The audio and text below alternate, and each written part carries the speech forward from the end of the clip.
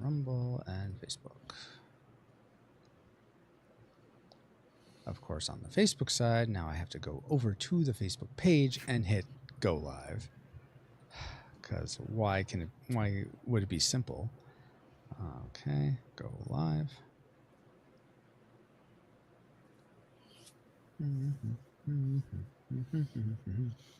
That must be a quirk of your multi-streaming software, because I don't have that issue with Restream. Yeah, because I'm just using a plugin, and so I have to manage the Facebook stuff pretty much on my own.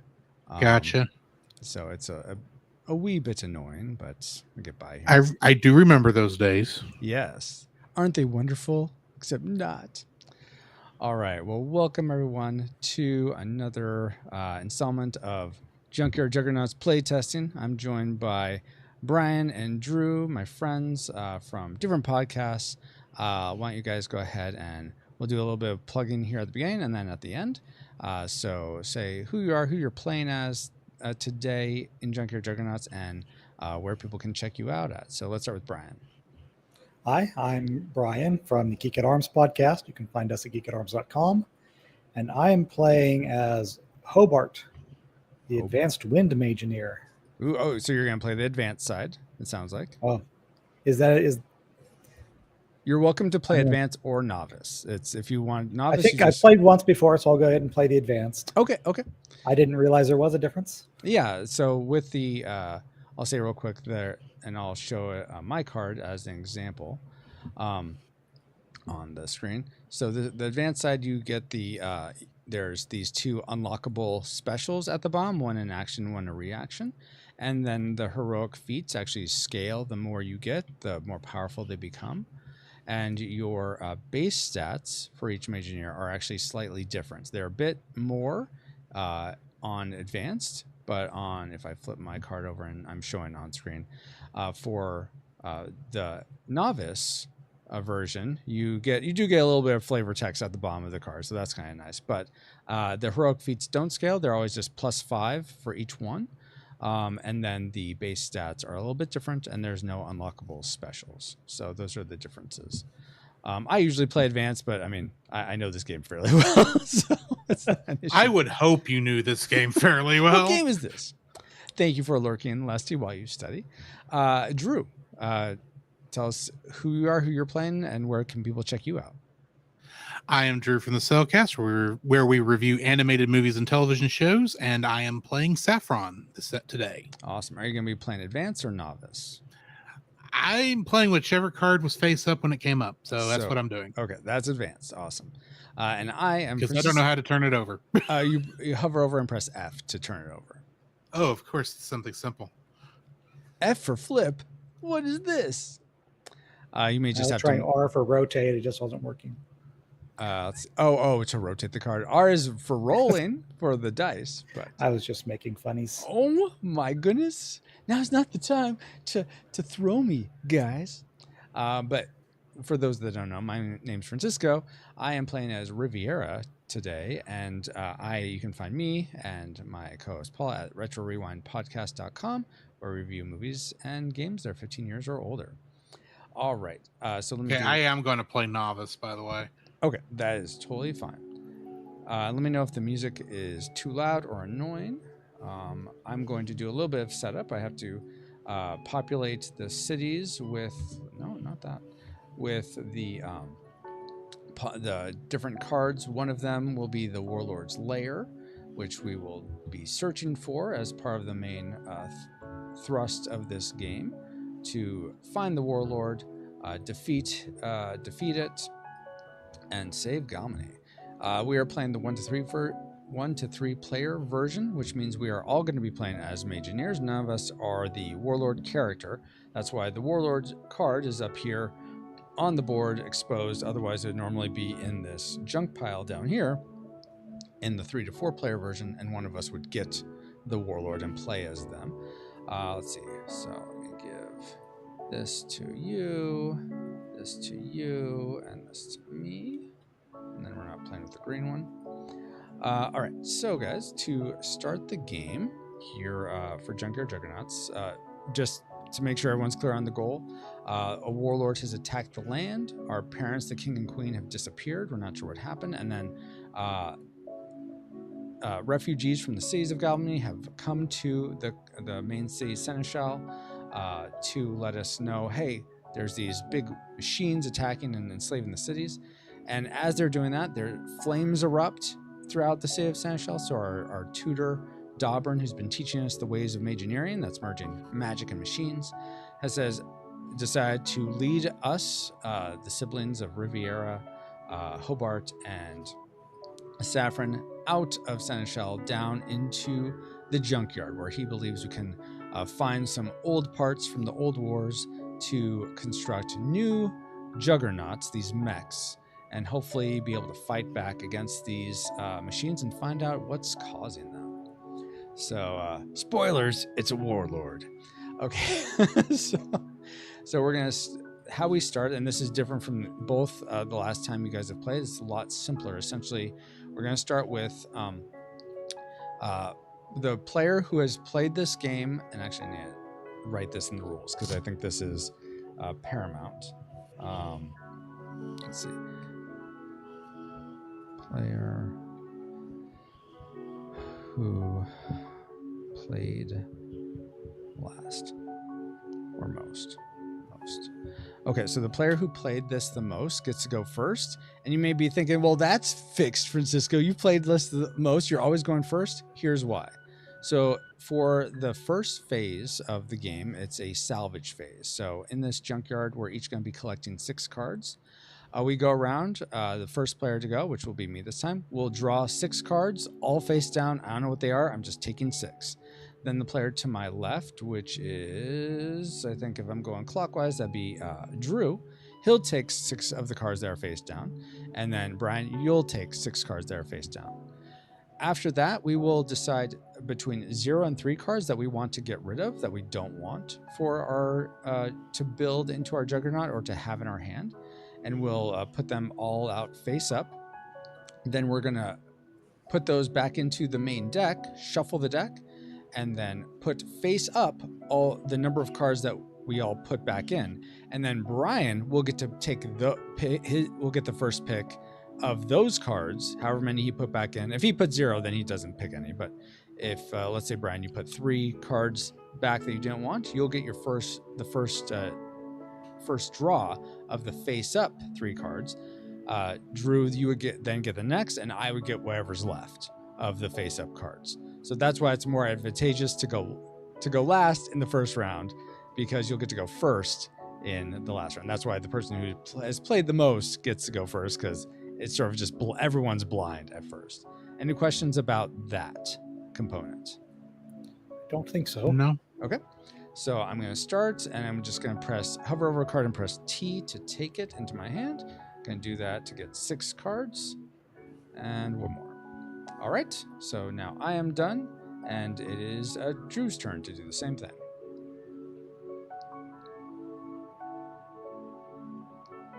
Oh, what the junk happened? Okay, well, that's okay. That's okay. I only got 6 cards. Well, because we don't have to worry about anyone being the warlord, I can just take 3 more out here. 1, 2, 3, 4, 5, 6. Okay, so Brian, you just get those cards. Fantastic.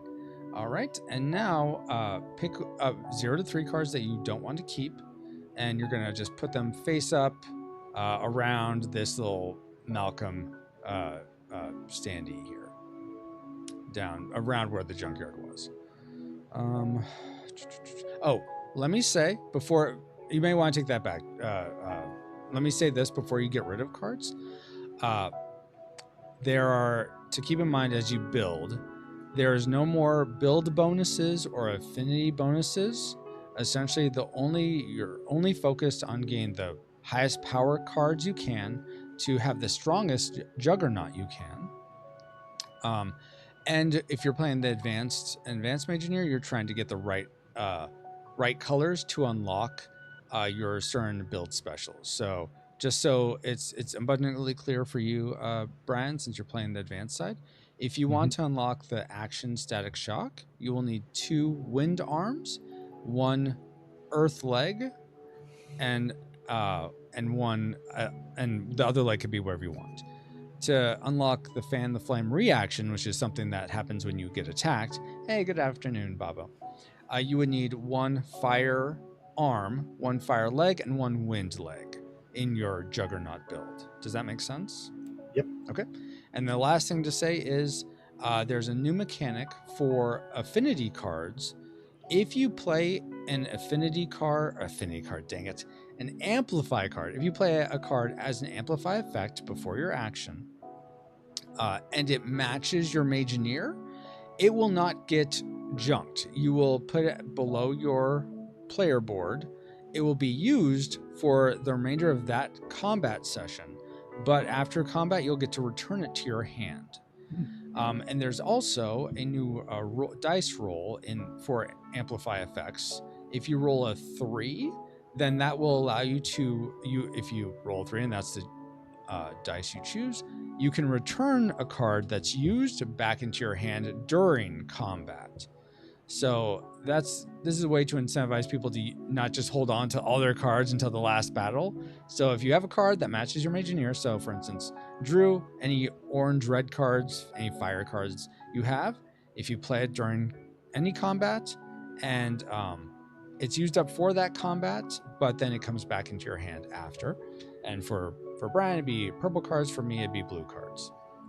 All right, so given all that, now go ahead and hopefully that'll help you decide which ones to get rid of and to keep. All done here. Right, let's go.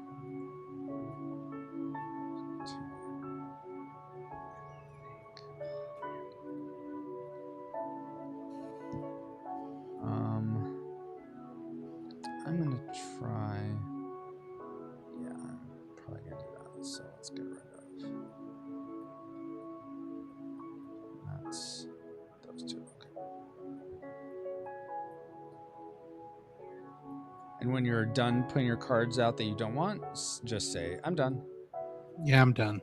I'm done. I'm done as well. Okay, so it looks like Brian, you put out 2. Me and Drew both put out 3. So I'm gonna take these. Whoa. I'm gonna take these cards, put them back into the deck. So that's 3, 8 total. We're gonna shuffle it up.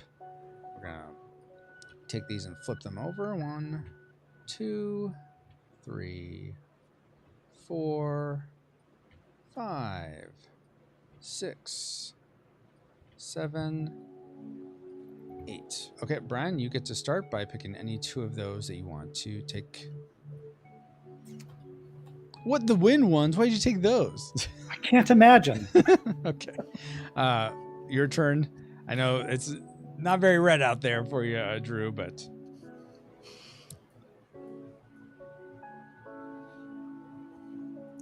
Okay.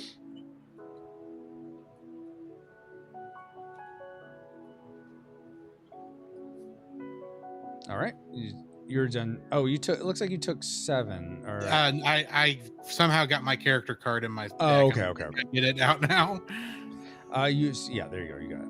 I'm gonna take the last. My apologies. Was not trying to look like I was cheating. No worries at all. I'm gonna make this so that, and you want the novice side, I believe. Yeah. I'm just gonna make this so that they're showing correct for you here. Put these all back on this little guy. Which in the real version, which I've ordered the next actual what you call it, printed prototype. So hopefully we gain that soon. But you'll just be writing on these cards as opposed to having to have little dials. Regardless, though, all right, we have all gotten our cards, and now that's it for salvage. Now we're going to move on to the build phase, and this is pretty much the same rules as before. You're just gonna, the arms added together have to be greater than the legs added together. When you've put all your parts on your Juggernaut, you add up the arms plus your base attack strength stat. So it may be a little confusing where to look for your base attack strength. Essentially, it's the numbers in the little boxes where it says attack strength, HP speed. There's little numbers that says like attack strength plus whatever it is, HP plus a number, speed plus a number. So that's those numbers are your base stats of your Mageineer. Like if your Mageineer didn't have a Juggernaut, like Hobart, he'd have 1 attack strength, a 2 for hit points, and a 2 for speed. And then Drew, I forget what it is for you. Novice, I think it's 2 attack, 1 HP, 1 speed. So just be aware that, and yeah, oh yeah, like Brian, I think you're doing this. You can just put those in now, and then just add to them after you've made your Juggernaut. But yeah, we go ahead and just build concurrently. So you can go ahead and do that now. Let me know if you have any questions about where to put things, how to build, anything like that. Okay, so if I'm doing that, so I want that as I guess. Oh, did I just make this wrong? Jeez Louise, Francisco, why did you do that? Yeah, why did you do that, I don't know. I'm trying to figure it out. Okay, well, I guess I just won't have that. Man, okay. That's fine. Maybe I'll be able to remake this later. Why, Francisco? Why? Exactly, Bobo. You know. By the way, Bobo, I don't know if you would ever want to playtest this. You may just not have the ability to during the times I playtest, but let me know if you do. Or maybe it's just you just find it fun to try to see who's the Warlord. And I'm not the Warlord this time, so ha ha ha ha ha. And he's first. What was that, guys? Are we sure he's not the Warlord now? I'm sure I'm not the Warlord. I'm sure of a lot of things. Not being the Warlord is one of them. 8. Then we'll do. Let's see. Okay, arms have to be more than the legs, right? Arms have to be more than the legs, yes. And that's not including the base stats. That's just if you're looking at the Juggernaut by itself. Okay, 12. Okay, so that becomes 10. And then this is 12 plus 1 is 13.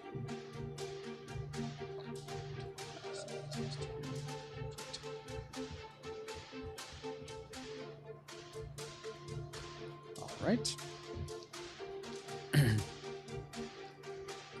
And when you're done, go ahead and put your little standee out on the Galmany Junkyard. Okay, we're supposed to up the little counters here based on the cards, right? Yeah, exactly. So where am I looking on the cards to up that? Because I've already got the bonuses from the Saffrons. Yeah, so you're just adding the 2 arms together. So it looks like you have 9 plus 9, so 18. But you actually have an invalid build, Drew, because your legs added together is only 11 versus your arms added together is 18. Yeah, you said the arms had to be more than the legs. If I said that, I'm sorry, I misspoke. The legs have to be greater than the arms because you can't be top heavy. This is an easy fix. Okay. I'm so sorry about that. I misunderstood. Or I misspoke. You know, when you have a light class lightning pike, it's easy to misspeak. There. Okay. Let's switch those around. And so 9 and 5 is 14. Yes, 9 and 5 is 14, and then 9 and 9, 18. Yeah. remind me what HP was based on. Oh, HP is all just your Juggernaut limbs. All 4 of them add together. Okay. 33.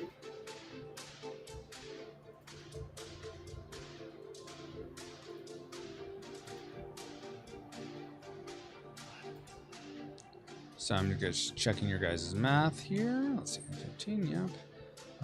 22, yep. And That's 18. 15 plus 20. I don't know how that got upside down. Upside down, no. And what was HP? The whole thing? It's not the whole thing. It's because you don't include the base stats of attack, strength, and speed, but it's your 4 limbs added together, and then that plus your base HP. So in my case, 9, 9, 9, and 5 plus what I've already got on there. Yes, okay. Exactly. That's what I was asking. Okay, sorry about that. I think if I'm not, I may be incorrect, Brian, but I think you need 2 more points in your HP for your base HP. Because isn't it 33 you're just right. the I limbs? forgot to leave my base HP in there. Okay, got it. Everything else looked good. Let me look at Drew's here. Let's see. So I got 14. It looks like, so for your attack strength, Drew, you can add 2 more points for your base attack strength. Yeah. Okay. My bad. No worries. That's why I go around and just check to make sure everyone's not like. I think I need to go up 1 on my speed too. No, your speed was 18 plus 1, so 19 would be right. Oh, okay. I did do that one. Never mind. Yeah. And then 18 plus 5, 23, 32. And then you need 1 more on HP to be 33. All right. This is why I'm a graphic designer, not a mathematician. What? Math? What is this? All right. And yeah, go ahead and put your standy little token guy over on the Junkyard, Drew. I'd be interested to try out. My availability doesn't generally match up. Yeah, okay. I figured, Drew. Bobo. All right. All right, guys. Sorry about that. All right. So now we are ready to travel the land, trying to free the cities from the Junkyards that are enslaving them. But there's lots of things that we can actually do as we explore. And this is different again for both of you. There's 2 elements to exploring Galmany. When we're moving, and this is, if you zoom in on this part, which Z is to zoom, you can zoom in on the map and it sort of goes over this area, what to do. But essentially during this freeing the land phase of the game, all of us are going to move. Movement is the same, except we all start at the 3 row. So we can only move 3 of these colored circle map markers away from our current place. And then whenever we do move, it moves our map. I should move this. And I forgot to say whose speed is highest. My speed is currently 13. What's your, let's see. 22. What's your speed? I'm 19. 19. Okay, so Brian's gonna get to go first, and then it moves to the left, so Drew will go last. So we start off with all of us we all decide where we're gonna go. So maybe, for instance, for example, Brian, he wants to go and get a quest. And then I'm gonna go to this brigand camp. Then maybe Drew decides he's gonna go and take out this headstone. Okay, so we all moved. Then we go back through again and we camp. So we travel and then we camp. What camping is, it's a acrostic that stands for the C is completing a quest. So if you happen to have an open quest that you're working through, you can complete it when you go to the place you're supposed to go to complete it. The A in camp is augment your Juggernaut. How augmenting works, and I'm just going to briefly touch on this. If you have questions, by all means ask later. But augmenting is essentially several things happen. First, augmenting causes corruption to spread. So let's say Drew decides he's going to augment his Juggernaut. So corruption spreads on the last clear road he passed through. Then he is going to roll 2 die. So let's see, he has these 2 die here. He's going to roll them. And he's going to take the difference. So here, the difference between these 2 would be 2. And that means he gets to apply 2 points that he can increase to any of his stats. So he could have +2 to his attack strength. He could have +1 to HP, +1 to speed. Just wherever he wants to put those 2 points, he can put them. And he would also, the final thing in this augmenting your Juggernaut, you would, since we all would have moved in this sort of example, he would get to move his movement tracker cube up 2. So it's sort of like a mini rest almost, that you also get to fine tune your Juggernaut. So that's what augmenting your Juggernaut entails. If let's say, so that's the A in camp. The M in camp is meeting the locals, and that is essentially what you may recall from the last time you played, where each different map marker has its own sort of meeting. If like for Brian, if he went to a quest, he'd be meeting the quest giver, so he'd take a quest card and start his quest. Drew would be meeting the junk golem, so he'd start fighting against the headstone junk golem. I would be meeting the brigand camp, so I could be gambling with them or trying to disband it.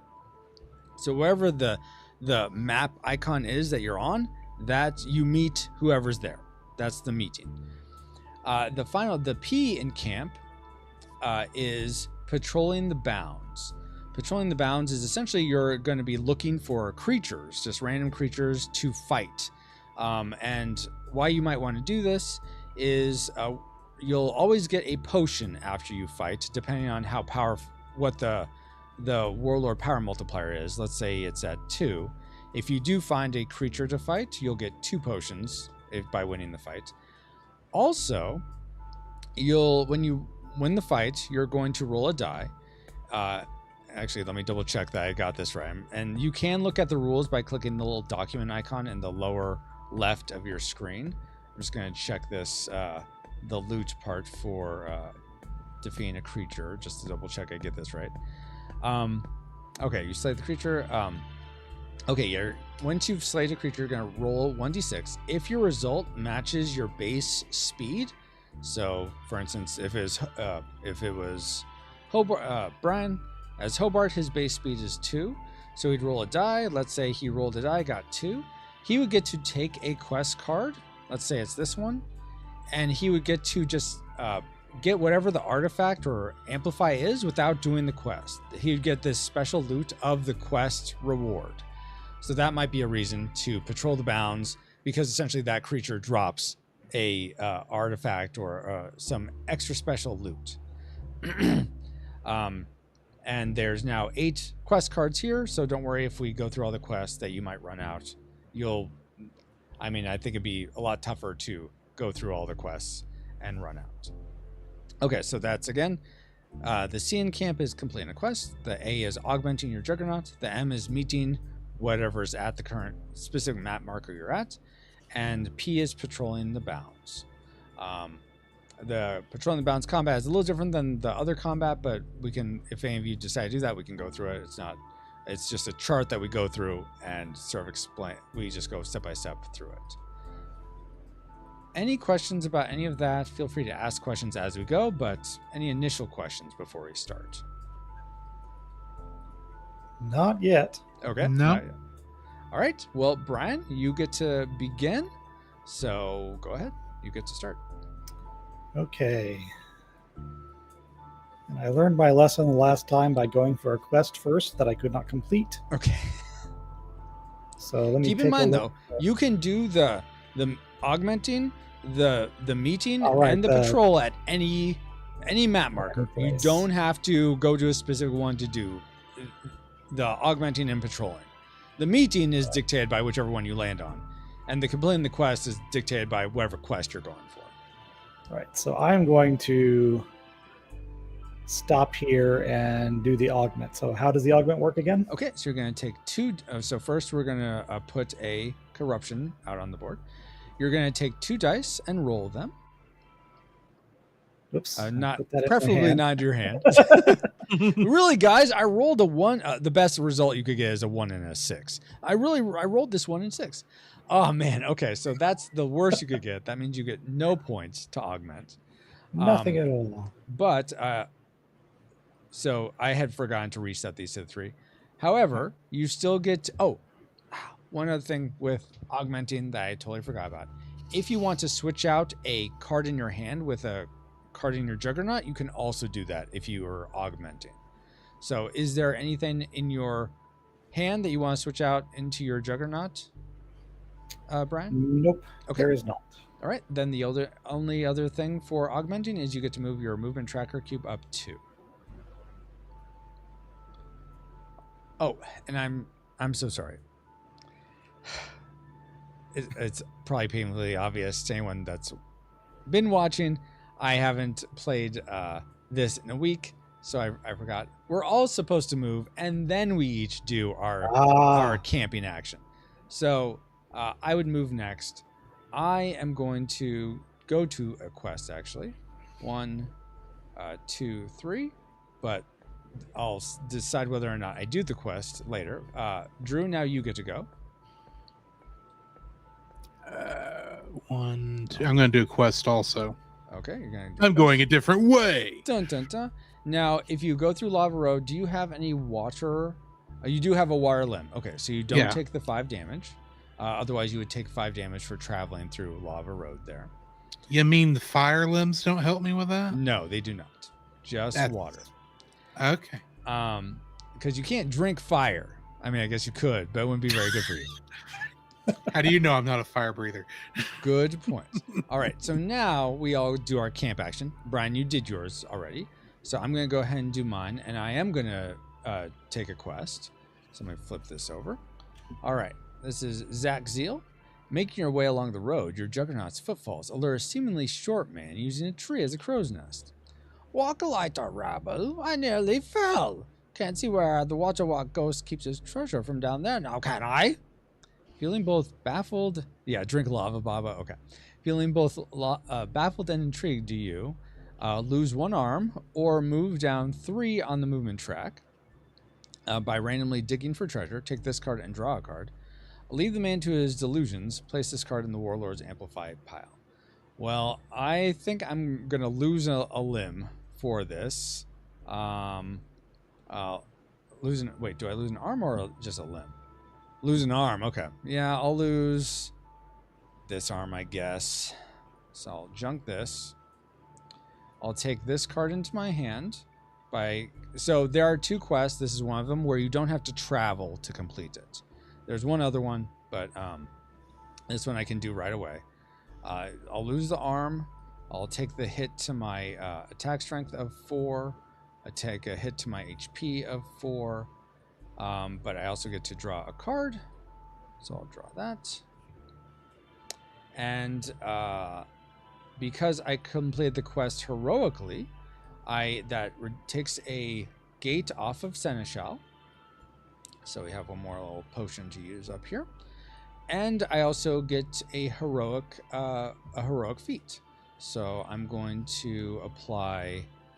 let's see. I'm going to apply the +5 of this to my HP. So I'll increase my HP by 5. And now I am done. So, Drew, it is your turn. All right, I am meeting. So grab one of these off of here. Yeah, don't T. Just, yes, that's, I was just about to say, don't hit T, because then you take all of them. So what do I need to do here to get rid of these? Just put them all back in, and you're just going to take randomly again. I'm probably not dropping these like I'm supposed to. You're fine. I can clean up. So just double click is what you're telling me. No, don't double click. So here, let me shuffle these. All right. So usually if there's a pile of cards, it's best to just pull one off and then take it. So okay. Or flip it over and read it, whichever you'd like. Since you're supposed to read aloud anyway.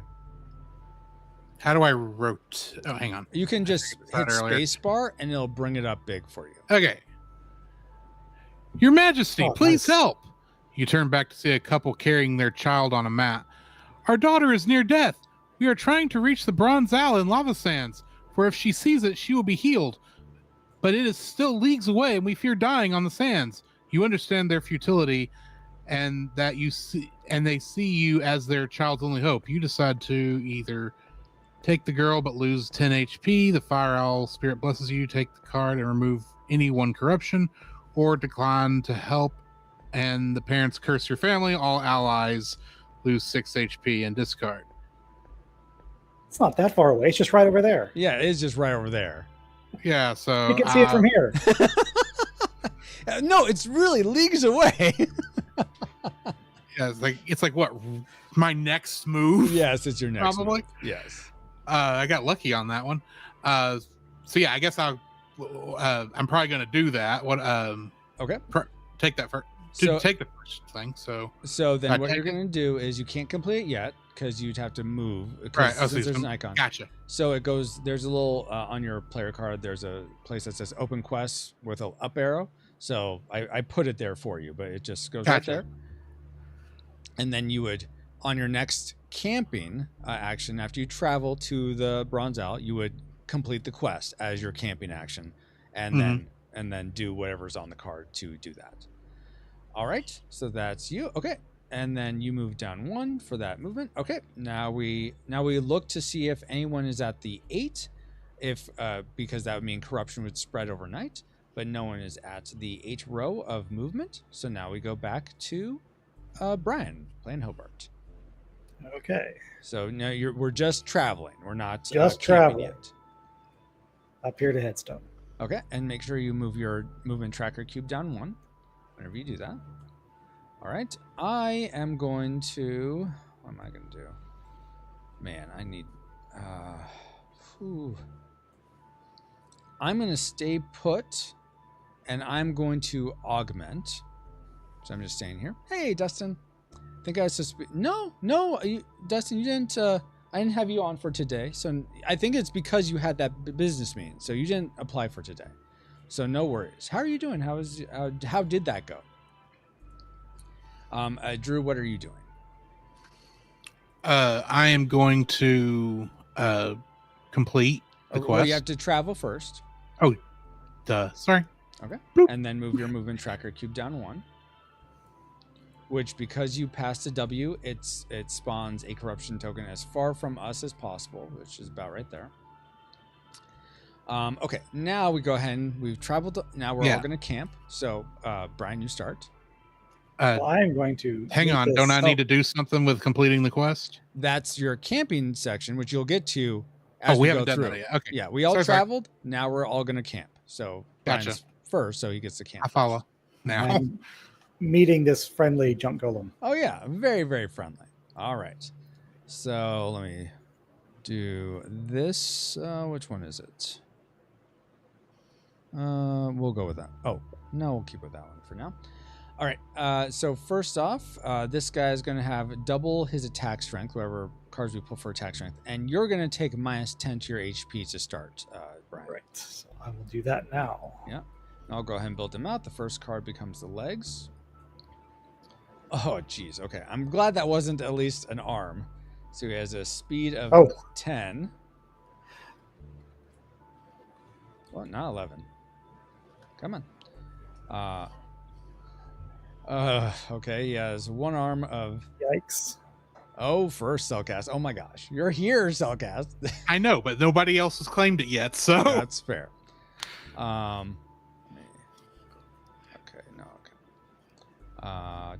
Okay, and then the next arm is a 3. Okay, so it's not terrible. And then But he it's gets doubled, right? Yeah, it is doubled. And then I give him 1 potion from there. Oof. Get back there. Yeah, so his attack strength is 22, if I'm doing my math right. His HP though is still just the ones added together, so 18, 21 HP. All right. So now you get to be the first. Did you already subtract 10 from your HP, Brian? Yes, I did. All right. So you are the first attacker. So let me double check. Let me bring up the rules for Junkyards, but this is pretty standard. I think you just get to go first. Okay. So you can amplify if you want. Then you take an action. Any of the actions are available. I don't know if were you able to do a build out for Static Shock or Fan the Flames? Yes, I do have Static Shock. Static Shock. Awesome. Okay. So you could do that. Take a look at greens. Yeah. I So could do that. if you wanted to do Static Shock, awesome. it would just disable his arms and he Yeah. could just attack you.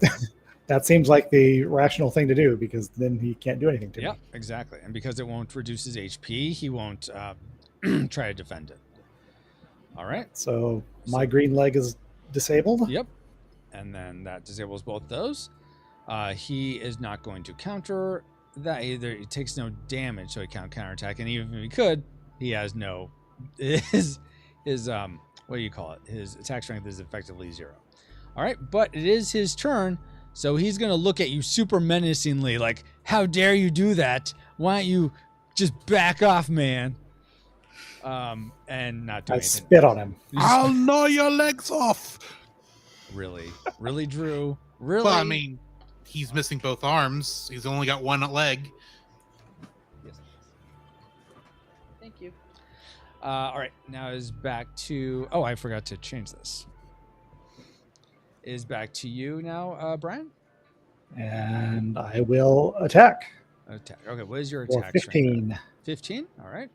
So that reduces him by 15. It doesn't kill him, so he's not going to use his little guy. Let me double check. I don't think I have anything in the rules for if they're disabled, they're going to use potions to re-enable. But let me just double check that. Defending Golem. If player's action will reduce Junk Golem's HP to 0, use all potions. Yeah. Otherwise, Junk Golem reduces HP. Junk Golem does nothing if the action does not affect the Junk Golem's HP. Okay, yep. So he's just going to wait there and just be sad. Thank you so much. Okay, so you reduced it to 15. Now it's his turn. Boop. He's going to be like, okay. No, I know we've had our disagreements. Beep, boop, beep. But how about you just go on back and I'll put a good word in for you with the Warlord. No, you don't want that? Okay, well, it's back to you now. Why don't you lie down now? Hit him for another 15. Okay, so now he will use his potion to try to prevent that, which moves this up by 1. Do you have a potion that you want to use? I do not. Okay. Now, there are potions in your hand, just to be clear, but I get not wanting to waste a card for just a potion for this. Or something that's a foregone conclusion. Exactly, ultimately. yeah. Mm-hmm. All right, so back to him, and he's going to be like, look, I have you right where I want you. Are you sure you don't want to just retreat? No? All right, fine. Okay, back to you. I assume you're going to attack him for 15? Yes, I am. All right, that destroys him. Well done. All right, so let me put this disable. Go ahead and put your disable back in the pile. By the way, guys, if we happen to run out of corruption, the disables on the right side are actually count for 3 potions. So you can, if you need to turn in potions for, like, if you get 3 corruptions and we need corruption on the board, feel free to turn in your corruption potions for 3 of these 3 disable potions. And these can also just be used for disable also. Dustin over on the Twitch side. I think I was supposed to be that. No, I saw that, Dustin. I read that. Had our business meeting and it went very long. Yeah, no worries. But I didn't have you on today because I think you said it was going to be a business meeting today. So no worries at all. No. We unfortunately had another cancellation. Drew was able to pinch it though, so we're all good. Heaven forbid we run out of corruption. Exactly, Bravo. That's a horrible thing. Okay, so we have so the loot options for you, Brian, are you get to take this potion. I'm just going to hand to you. You get this body, which you can possibly convert into a golem guard at a village. Put that over there. And you get one of these limbs. Which one would you like to put into your hand? Let's. Probably not the 10 wind. I don't think you'd want that.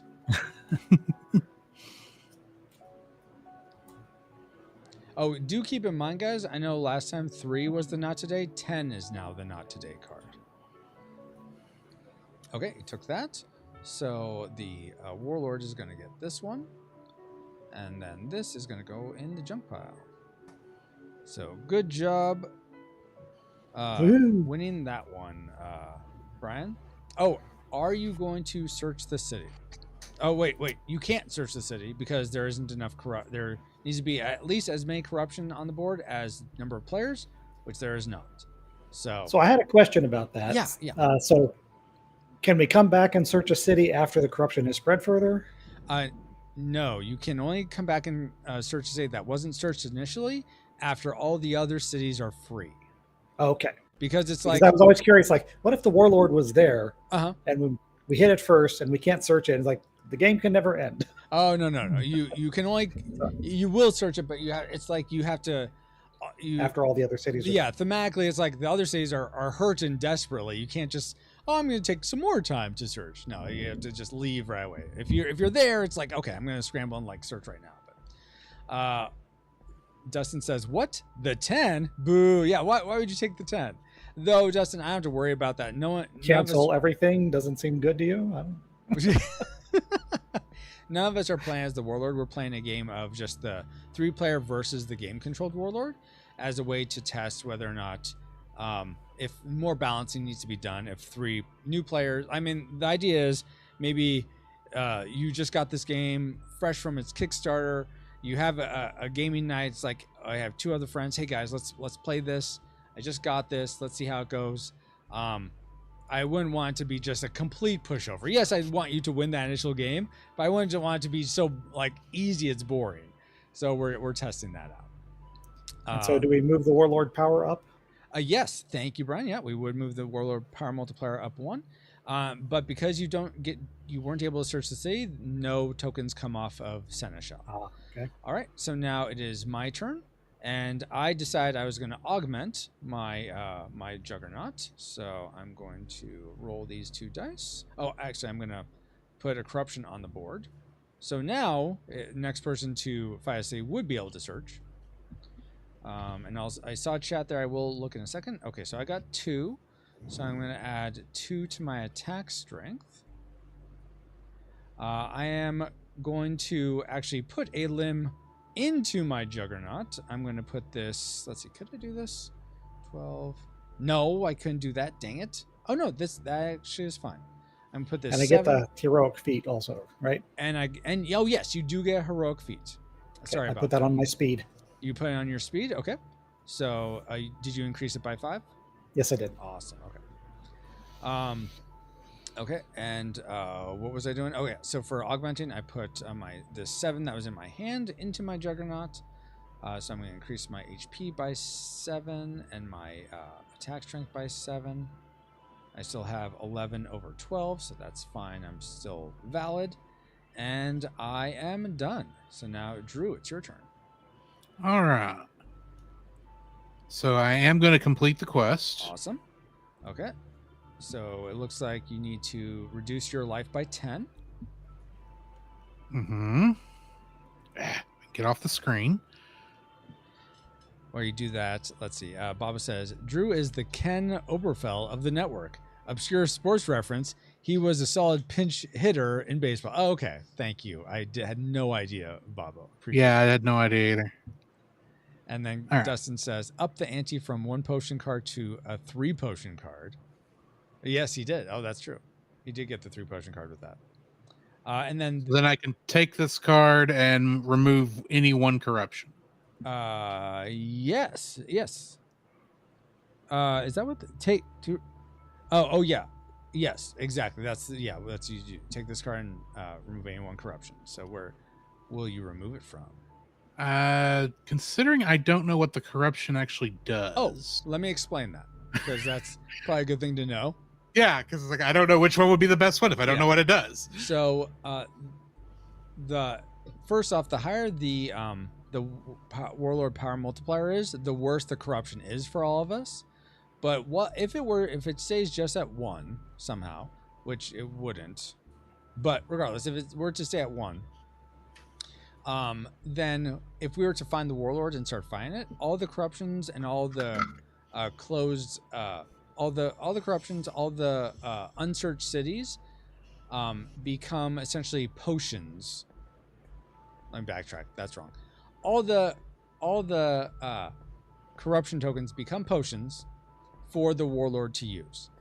Okay. If the Warlord power multiplier is at 2, half the number of corruption become potions for the Warlord to use, and the other are applied to as increase in stat bonuses for the Warlord. If it's at the 3, then all the corruption become potions for the Warlord and also count for increase in stats for the Warlord when he's revealed. Okay. So we want to have not much corruption on the board, but we'll be able to. It's easier to get rid of corruption that's close to us versus far away. So I would probably get rid of the corruption up by the port powers. That would make sense. Okay. So yeah, I will go ahead and grab that one. Okay. And I believe, if I remember Just the drop quest that over right, here? Yeah, just drop it right into there. Perfect. Dustin says, I meant the not today went from a 1 potion card to a 3. Yeah, it did. That is true too. So are you gonna use it for 3 potions or keep it for the not today? It's like that's a even tougher choice. All right. Awesome. So you are done now with Well, that. it also matches my color, so keeping it in my hand is more Yeah, powerful. because now you could just not today and it would get used up, but for that combat, but you could get it back into your hand, which is fantastic. All right. So now we're checking for 8s. No one's at the 8, so it's and I didn't move my my moving cube up too. I'm sorry. I should have done that before. For my augment. Okay, now is back to traveling. So Hobart, Brian, where are you gonna go first? That is a good question. I have to learn what the things do here. Yeah, and if you have a question, by all means ask. Okay, I am going to see. I have 4 movement. Is that right? 3 movement. You have 3 movement. Yeah. And the pass counts as just 1. When I If land you have on a one, fire I'm in limb, the which other you do, so yes, I it do. would one. count So as 1, just 1. 2, and 3. Yep. At the haberdashery. Okay. Then I am going to attempt to. You know what? I think could I do this? What do I got here? Hold on. I'm looking at my build. Yeah, I didn't unlock any of my build specials, unfortunately. I am still going to attempt. I don't know. Yeah, I'm gonna attempt to. Actually, no. I'm going to go up this way. 1, 2, 3 to this quest. That's what I'm gonna do. Oh no, actually no. I have a better idea. I'm sorry. I'm so indecisive. I'm gonna go here, Teldrican Arc. That's what I'm gonna do. All right. So Drew, where are you gonna go?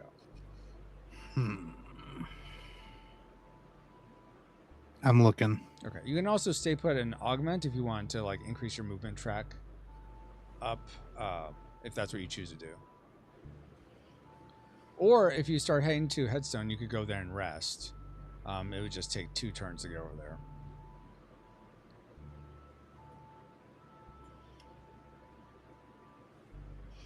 And if I rest, what does that do? Just that would increase your movement tracker would go up by 3. You would get your base HP plus 10 added to your HP, and you could also switch out a limb if you do that. If you rest in the city. okay. Yeah, I'm gonna go ahead and do that. Okay, but you can't go there yet because you can only move 1 map marker away.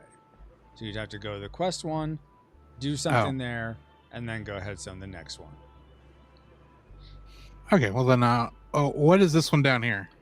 That is another quest, place to go for a quest. So you could go there. And that wouldn't do me any good. It wouldn't really do you any good. No. All right, so yeah, I'll just go back here. Okay. All right. Brian, what are you going to do up at the haberdashery, or are you going to do something else? Well, I was going to use its ability, but now I'm second guessing that because I just read the note on the haberdashery. So I think I'm going to attempt to augment again. Okay. And just for people that watching at home, several of you, I'm sure, the ability that Why are these stacking on top of each other like that? The ability, yeah. There's some sticking point up here. I'm not sure why it is. Move them over here. Up there. But the note that Brian's talking about is if he were to use the ability, he'd essentially be turning in a card from his hand and gain that card's power as an increase to his attack strength and HP. But since Ray's Hutch is still under the Warlord's influence, that card he pays would go to the Warlord. So he's trying to prevent that. All right. So you're augmenting. So we got to put a corruption out here. And you got a 6 and a 2, so 4 points, right? Right. And I add that to one of my stats. Is that right? You can add could do all to one stat. You could divide it up to 2 and then 1 in the others, or 2 plus 2 to 2 of them. However you want to divide it up. All right. Well, I'm going to put all 4 of them on my attack strength. Okay, sounds good. And then my movement goes up by 2. Is that right? Up by 2, correct. Awesome. And then, do you want to switch out any limbs? No, I'm happy with my limbs the way they are All at right. the moment.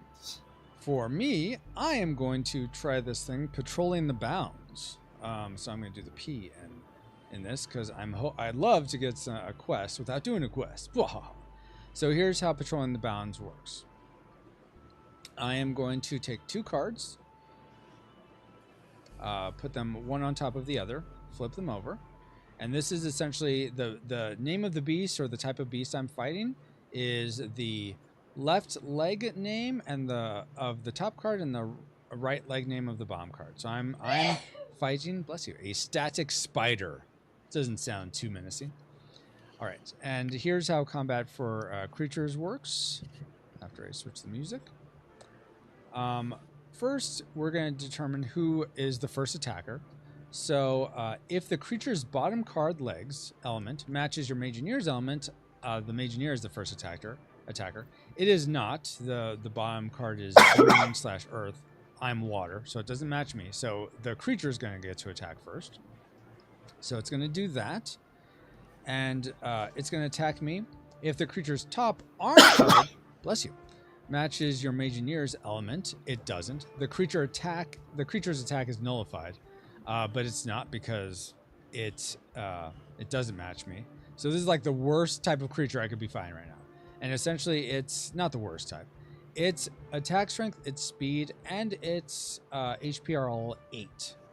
So it attacks me for 8 damage, which my speed is 13, so I'm going to actually speed shield to try to overcome that. Actually, let me look at this real quick. I'm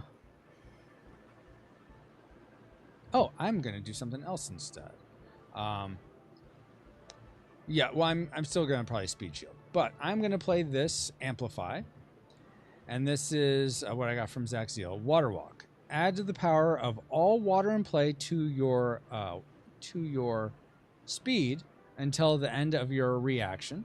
Return, and then it returns to my hand after this. But because of that, everyone who has a water limb, which is me and Drew, it looks like, gets to roll a amplifier die. So I'm gonna roll. Let's see. I'm gonna roll 1, 2, 3. And Drew, you're gonna roll 1 die, and I'll help you with yours first. So go ahead and roll it. R is to roll after you hover over it. Okay, you got a 6. A 6 is you get to draw a card, Drew. So here's a card. Awesome. Here you go. That just goes in your hand. And then I'm going to roll my 3. And I could choose, let's see, a 4 is probably what I want. But a 2 would give me 2 potions. So 2 potions or a shield. So I'm actually, just so you guys can see what it is, I'm going to take this shield icon. I get to have it on my guy. That's what I get for rolling the 4. Just put these back. You seem to be missing 2 dice. I'm not sure where they went, but yeah, where are they? That's weird. Does anyone have dice in their hand by any chance? Yes, I do. Oh, okay. There they are. Thank you. All right. Okay, so now that I have this shield, I am going to go ahead and take the damage instead of speed shielding. And what this shield does is essentially your next damage, wherever reduction to your HP happens, it reduces it to just -5. So this guy would have been attacking me for 8 damage, but now I'm only going to take 5 damage. So I reduce my HP by 5, and then I lose the shield after that. It goes away. And I get to now counterattack with my strongest limb, which is 7. Actually, let me double check that. Let's see. So let's see. Creature attacks. Defending player reaction. Take one of your available reactions. I'm going to take the counterattack. Note, counterattack that doesn't reduce the HP of the creature to 0 is fully dodged, misses. What good is that? All right, so because I don't kill it, my counterattack does nothing to this creature. All right, so that was its attack. Now it's my turn to attack. And here's how attacking works. So take one of the following. Oh, and this goes back to my hand. Let me do that. I am not going to increase my speed at all, but wait. Go to the following actions. Any action available or artifact. Okay, yeah. If so, I have to kill it if the creature's HP sum of has not been reduced by to 0 by my action. The creature partially dodges your attack, and I remove the lowest power card from the creature. Okay. So I'm going to attack it for my full strength of. Oh, actually, do I want to do that? No, I'm not going to worry about that right now. I'm going to attack it for 15. Yeah, 15, which kills it.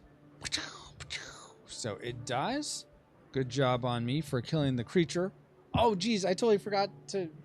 Well, I don't instantly.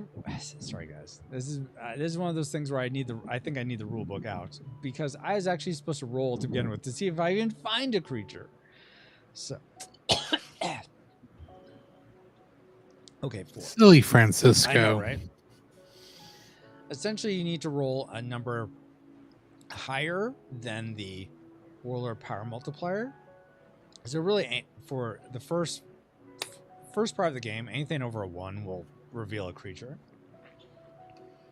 So I rolled a 4, so I would have found a creature. Okay, so now that my conscience is cleared there, now I get to roll for whether I get a potion, or I get to take a quest and get the loot from it. So essentially, I'm rolling to match my speed, which my speed is my base speed is 1. So I really want to roll a 1. Otherwise, I just get a potion. So rolling. Come on, 1. Dang it. All right. So I just get a potion, which is fine. So I'll take that. And that is me patrolling the bounds. All right. So now it's Drew's turn. All right. Since I've had time to think on it, I am going to augment. Okay. So I will put a... okay, so actually corruption doesn't go on to... At least I don't have it going on to trails. So the last free one you would have gone through would have been this one right Lava here. Road, yeah. Yeah. So I need to take 2 dice. 2 dice. Get over here.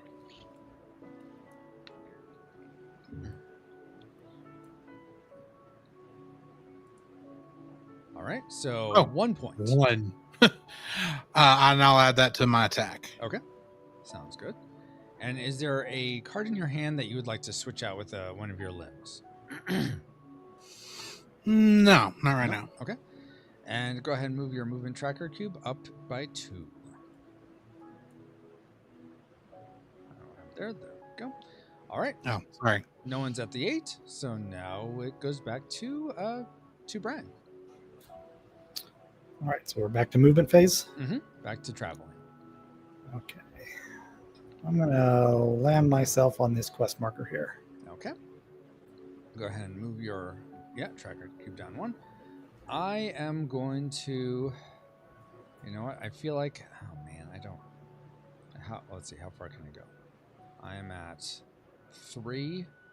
1, 2, 3. Okay, I am going to move 1, 2... Oh, wait. Oh, you're on 1, 2, 3. Okay, I couldn't move up there. Darn it.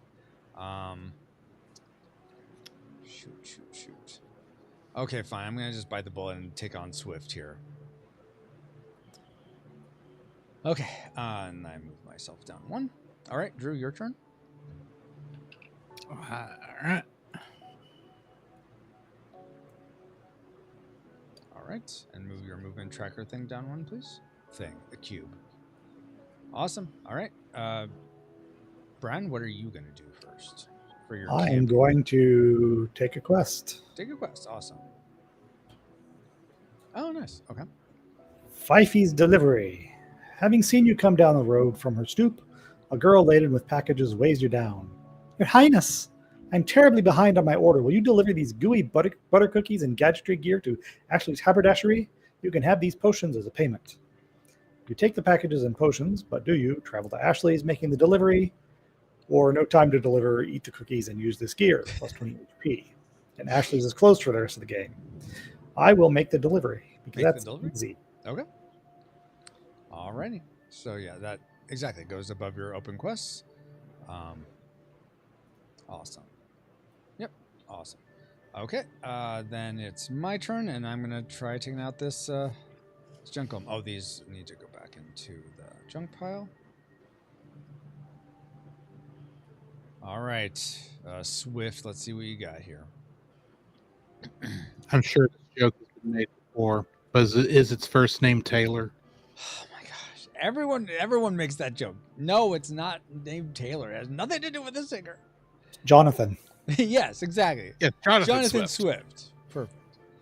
All right, so the speed is going to be 12. Whoops. The attack strength is going to be 3 plus 5. Okay, not terrible. Nice. 8 is the attack strength. Oh, it's already there. Perfect. And that gives an HP of 11, 14.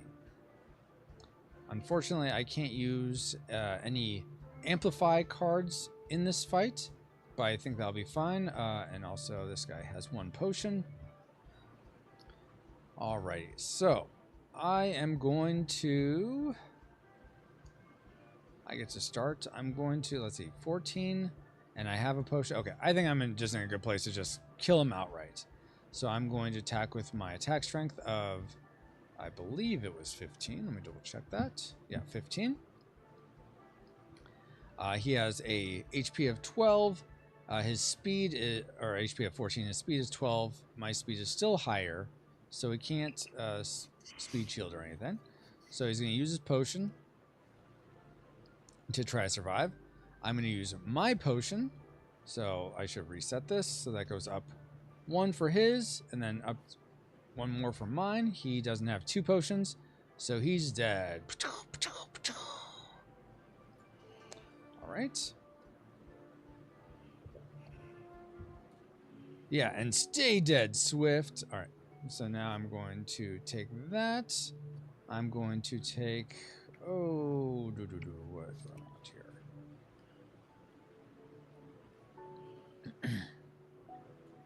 Do I want to try to get that?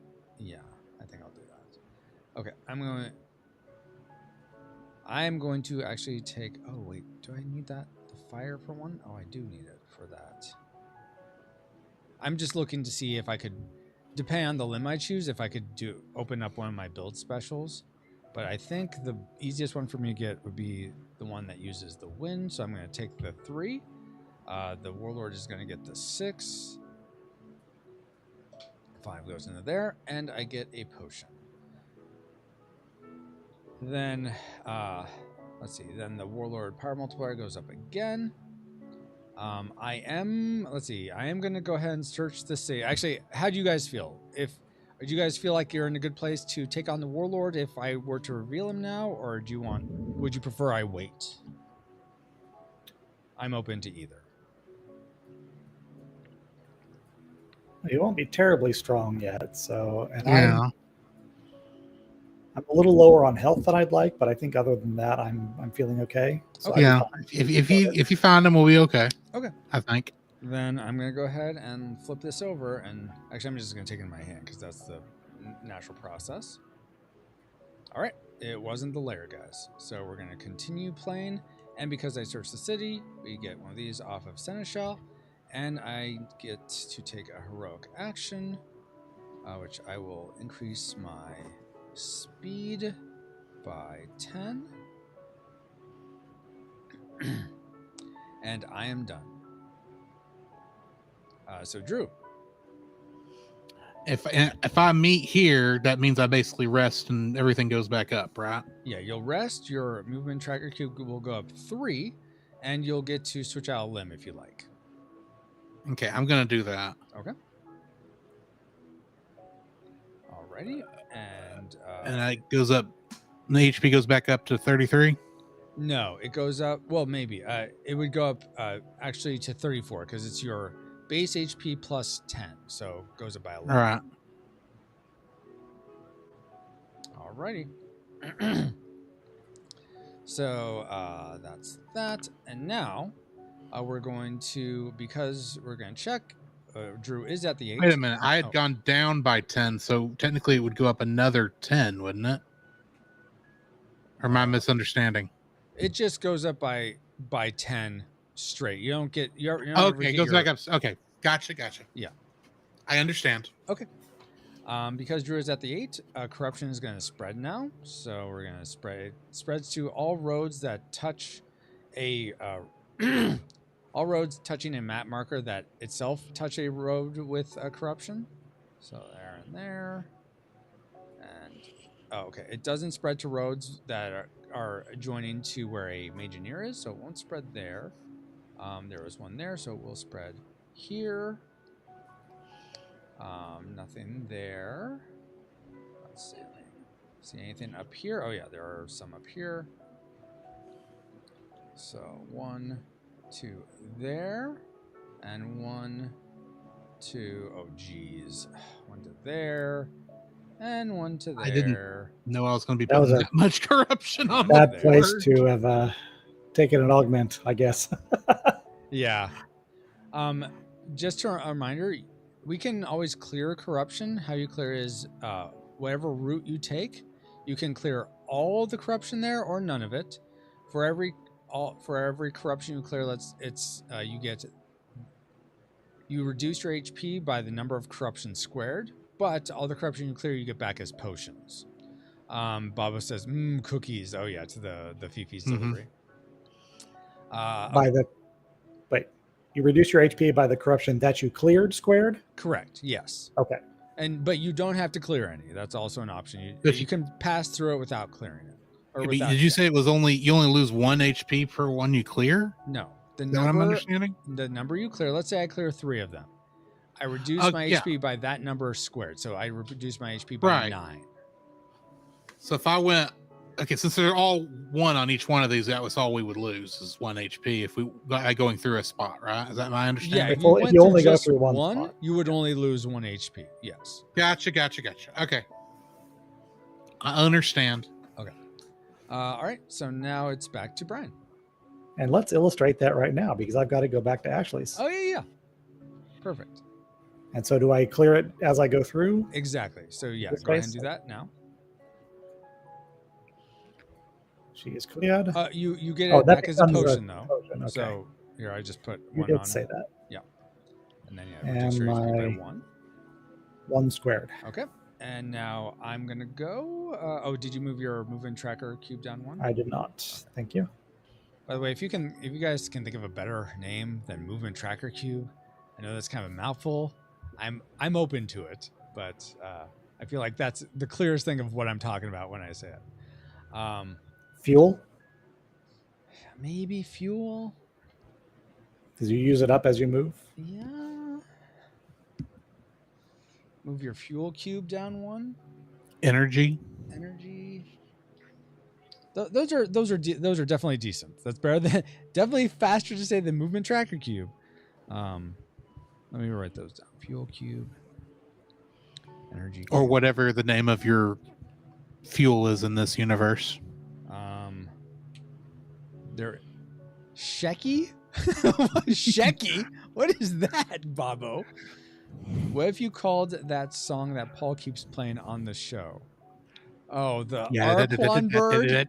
Wow. Yeah, that one. Yeah, you move your Araquan cube down. Why is it called that? It's an inside joke. You won't get it. Oh my gosh. How obscure. You call it an energy cube, I'd be just always thinking it was Energon. Yeah. Energon, yeah. Trademark problems. Yeah, exactly. This is why you don't say Energon. That'd be rough. Anyway, what was I doing? Oh yeah, I need to pick what I want to do. Okay, so how much? I only got that, but I got those. Do I want to use that for that? Jeez. Oh, I want to. No, I want to try switching. So let me do this. I am going to move myself up. Actually, I'm going to stay put, so I don't incur another corruption coming out by moving past the W. So I'm going to stay put in the city. And I'm just gonna stay where I am. So, Drew, where are you gonna travel to? Drew, because you're at the 8, you have to travel somewhere. You can't just stay where you're at. Right. Can I travel up to here, or do I have to go through the other spots first? You have to follow the path, which would be if you give me your 1, 2, 3, or do it's I have to only move one? Let's see. Do you have a fire? I have you're 2 the fire engineer. Okay, so 1 through the pass.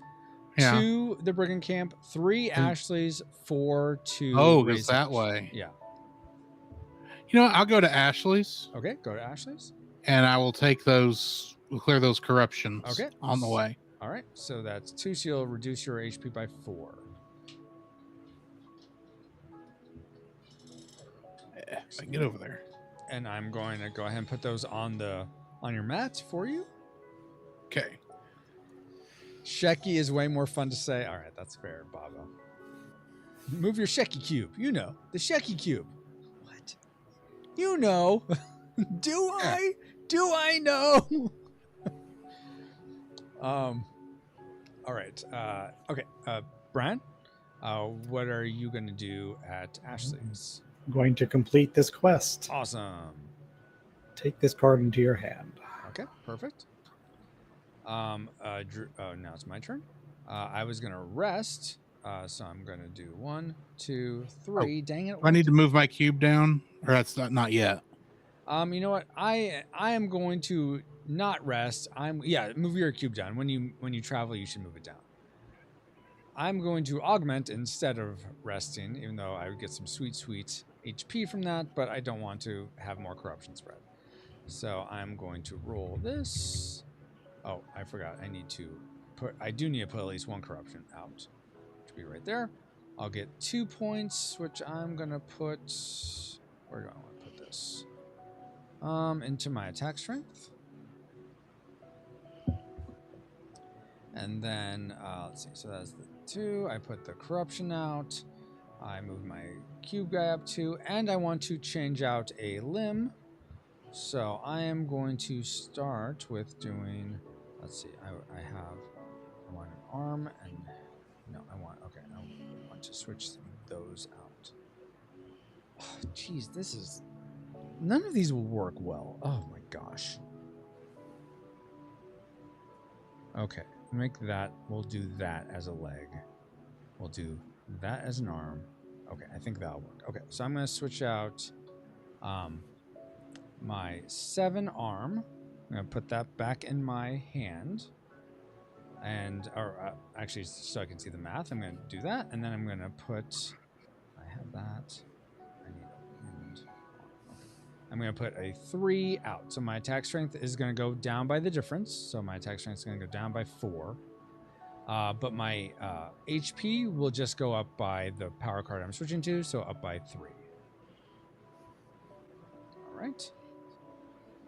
And this goes back in my hand. And now I believe I am donezo there. Drew, what are you going to do? I am going to change out an arm. I'm going to meets, I should say. Okay. I'm assuming that means I can change out the arm then. No. At Ashley's Haberdashery, here's what you can do at Ashley's. Unless you wanted to augment. Did you want to do that instead? I'm not wanting to augment. What do we do if we meet at Ashley's? I thought I read the card and I apparently didn't. Okay. Meet at Ashley's I misunderstood it. Come on, go faster. Okay, meet at Ashley's. You just discard it and you gain that to your HP. Yeah, essentially you discard a card in your hand. You get wherever that number is, add to your attack strength and to your HP.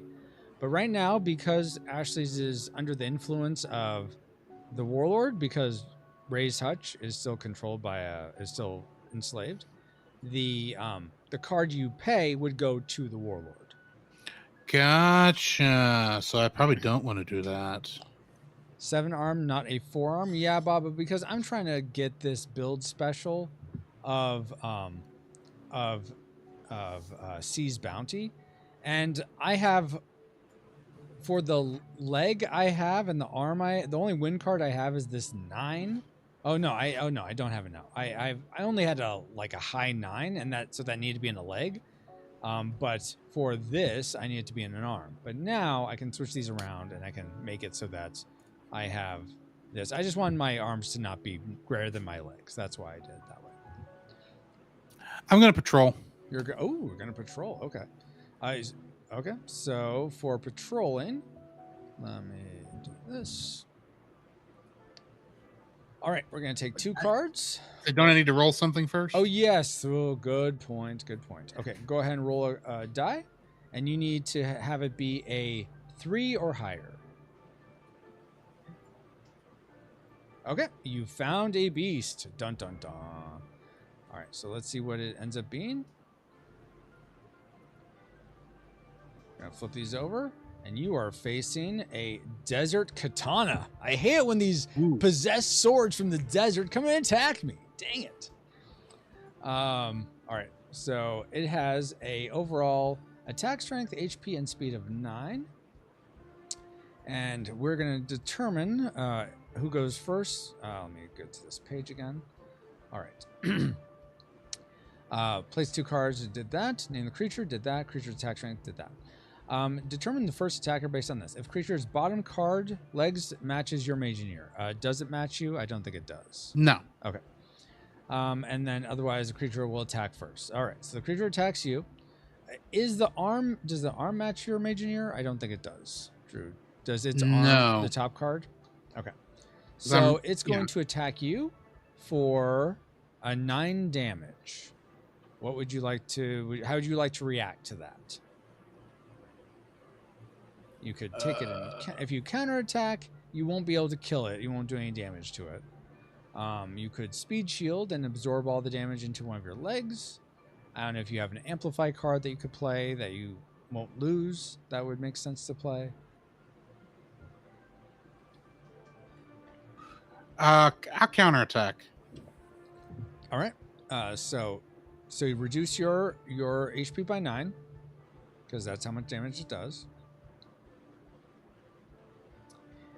And you counterattack with your highest limb, which is 9. Oh, you do have a 9. Okay, and that kills it. I have 3 9s. Well, yeah, but it's your strongest arm. Yeah. So that kills it. Good job. I for some reason I thought that was a 6, and so you wouldn't do any damage to it. But no, you killed it. Good job. All right, so now you're gonna. What is your base speed? Is it 1? My base speed is 1. Okay, so now you need to roll a 1, and if you roll a 1, you'll get the loot of a quest. Otherwise, you'll get a potion, or otherwise you'll get 2 potions. Excuse me. I got 6. All right, so you'll get 2 potions because the Warlord power multiplier is at the 2. There's 1, and I'm going to use one of its disables for that. All right, there you go.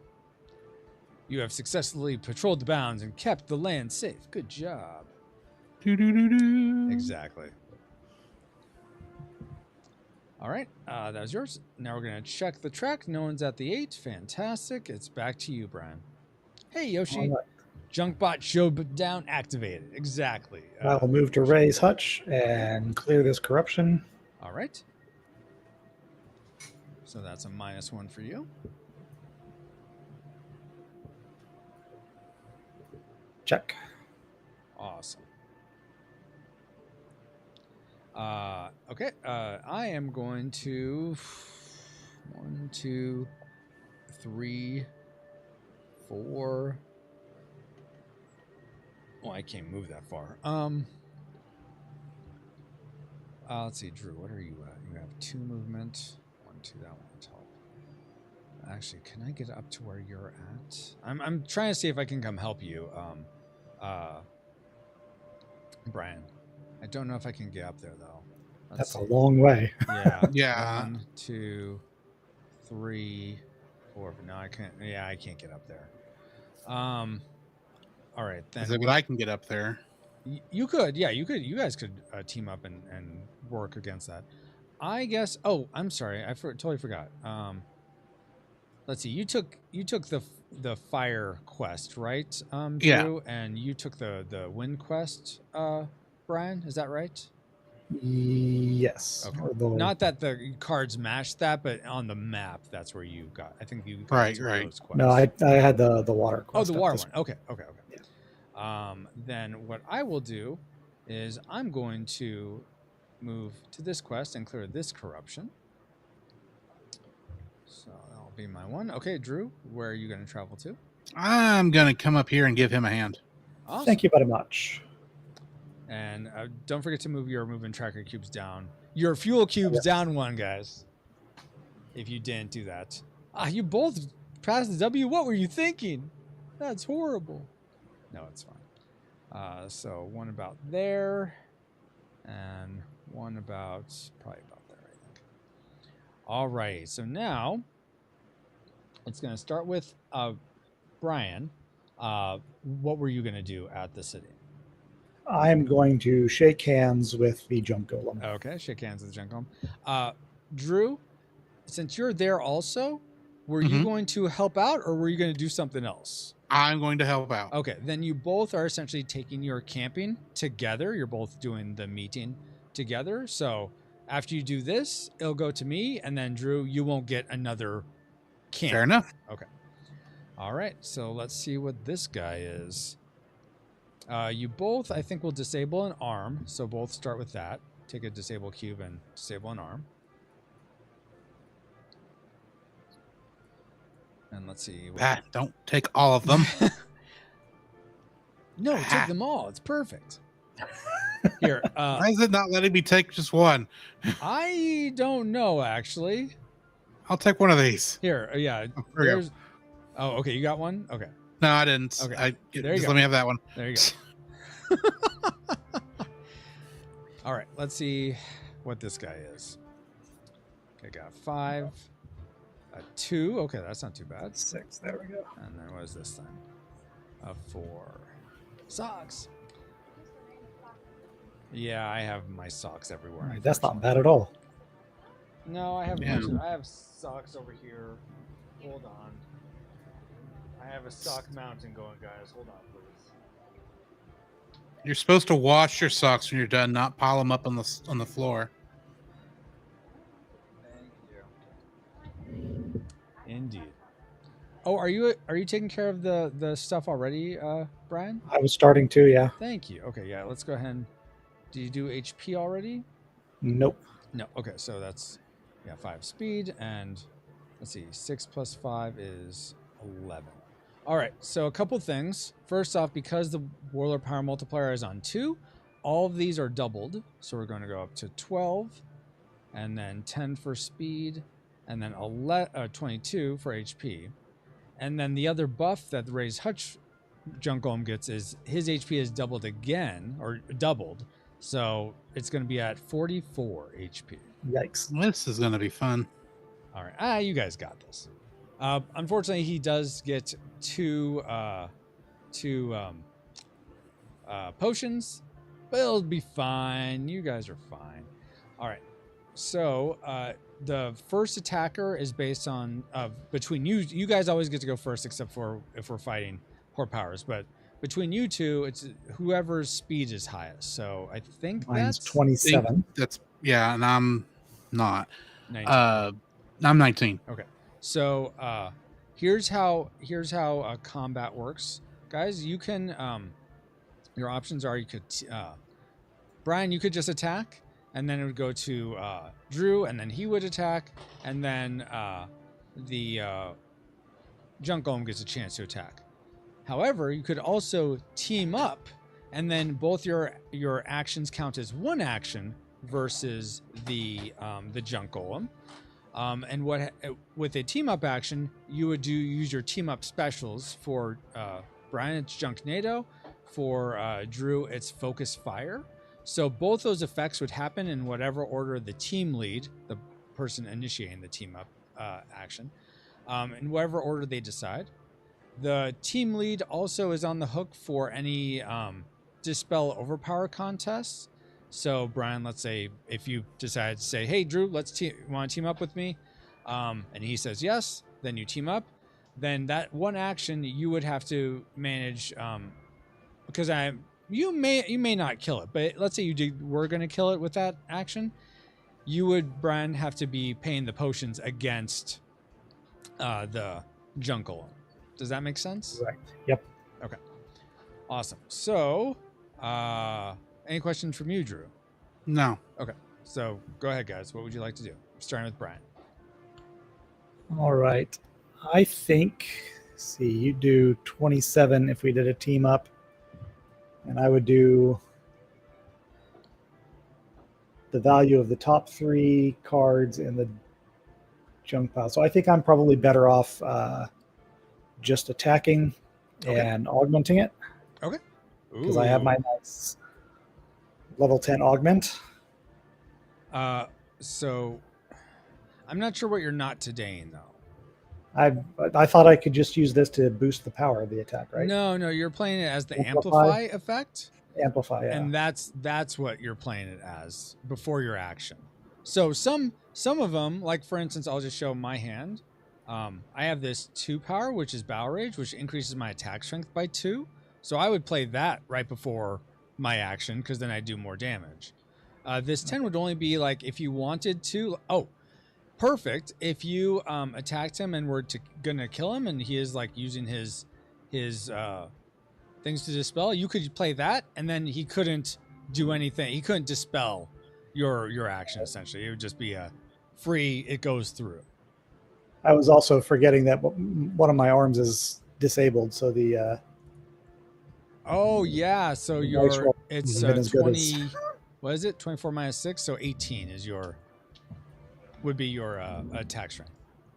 Yeah. So in that case, I think. Do you want to do the team up action? Sure.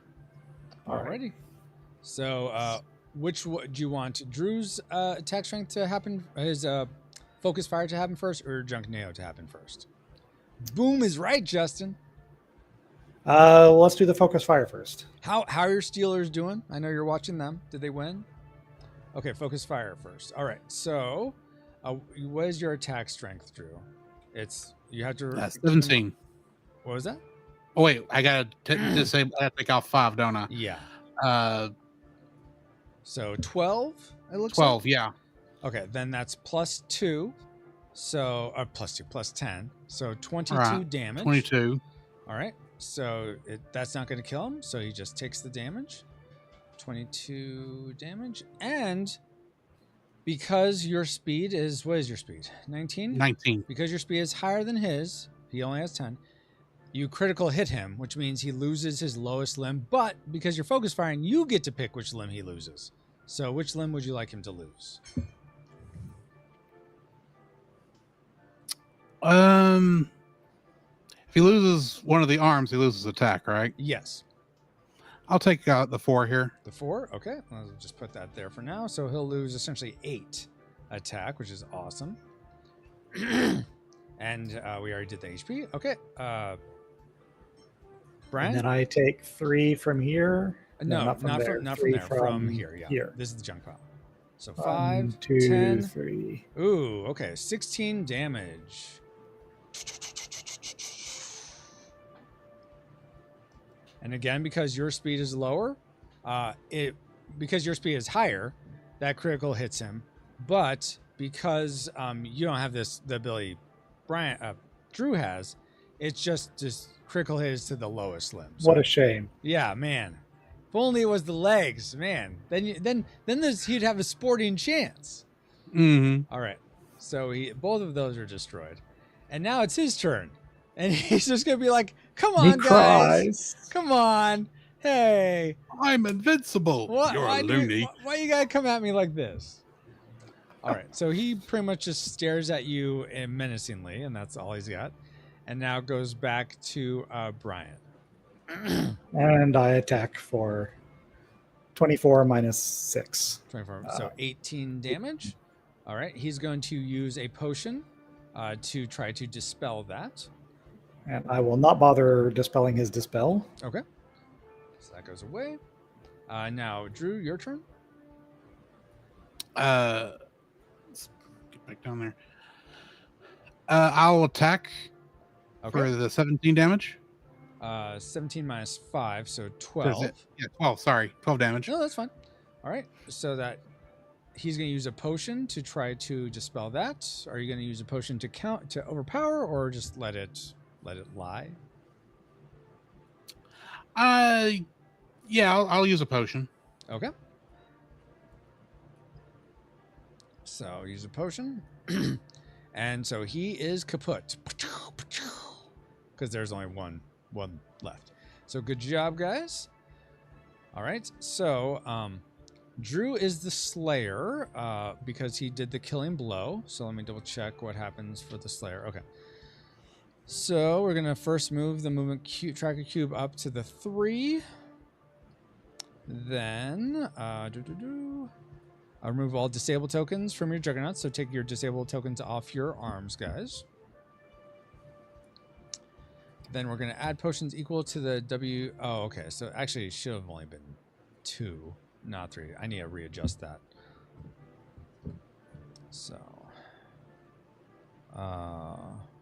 junk, golem, wrap up.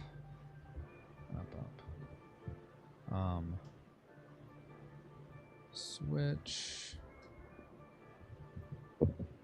1 and 2 and oh yeah, switch 1 and 2.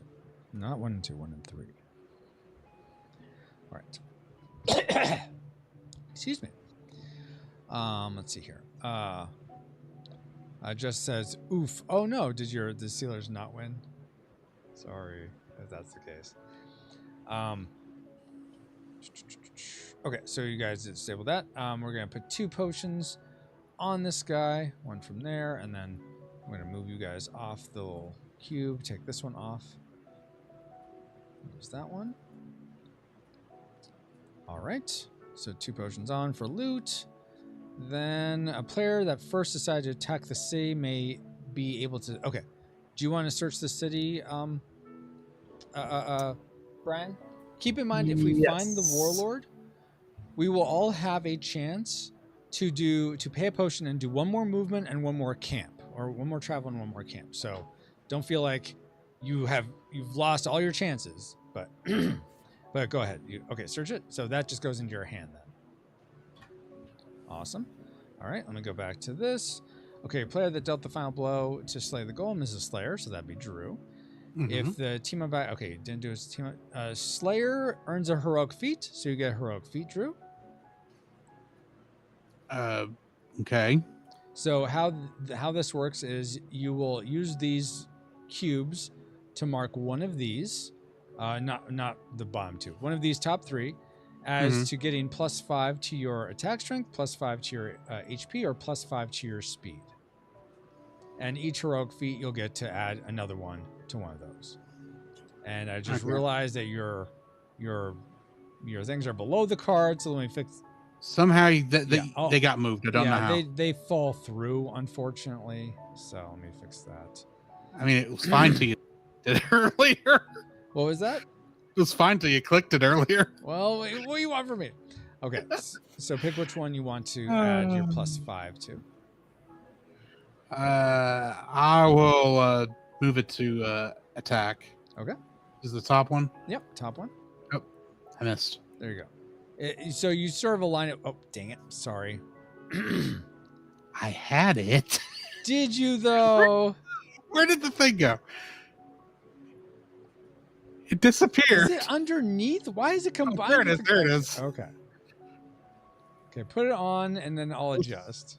Hey, that's close enough. All right. Good. Okay, we'll put this back here. Good night. I mean, where do your attack strengths go? Guys, you have to keep in mind, in the real game, you have to worry about things falling through other things. I mean, physics of this game is wonky, so just keep that in mind. All right, so you add your +5. Pay a little bit more for your production. You'll have less permeable cards. Exactly. Yes. Less ethereal cards. All righty. Go back to this. Double check everything. Okay, we're gonna apply the Freed City bonus. based on the criteria. So all attacking Mageineers get 5 times the Warlord power multiplier added to their HP. So you both get. This really is just should be 10. So I need to add that too.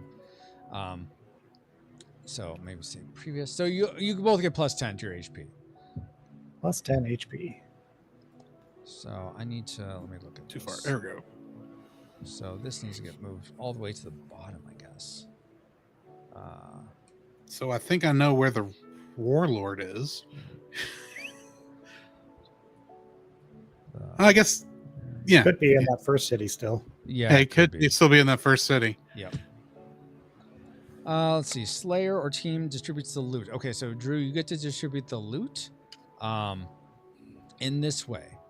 You can take all the loot. You can give all the loot to Brian, or you can say, "Hey, you get this, I get this, etc." The loot is essentially these 2 potions, the Juggernaut body or torso, or not Juggernaut, the Golem torso, and then 1 of these limb cards.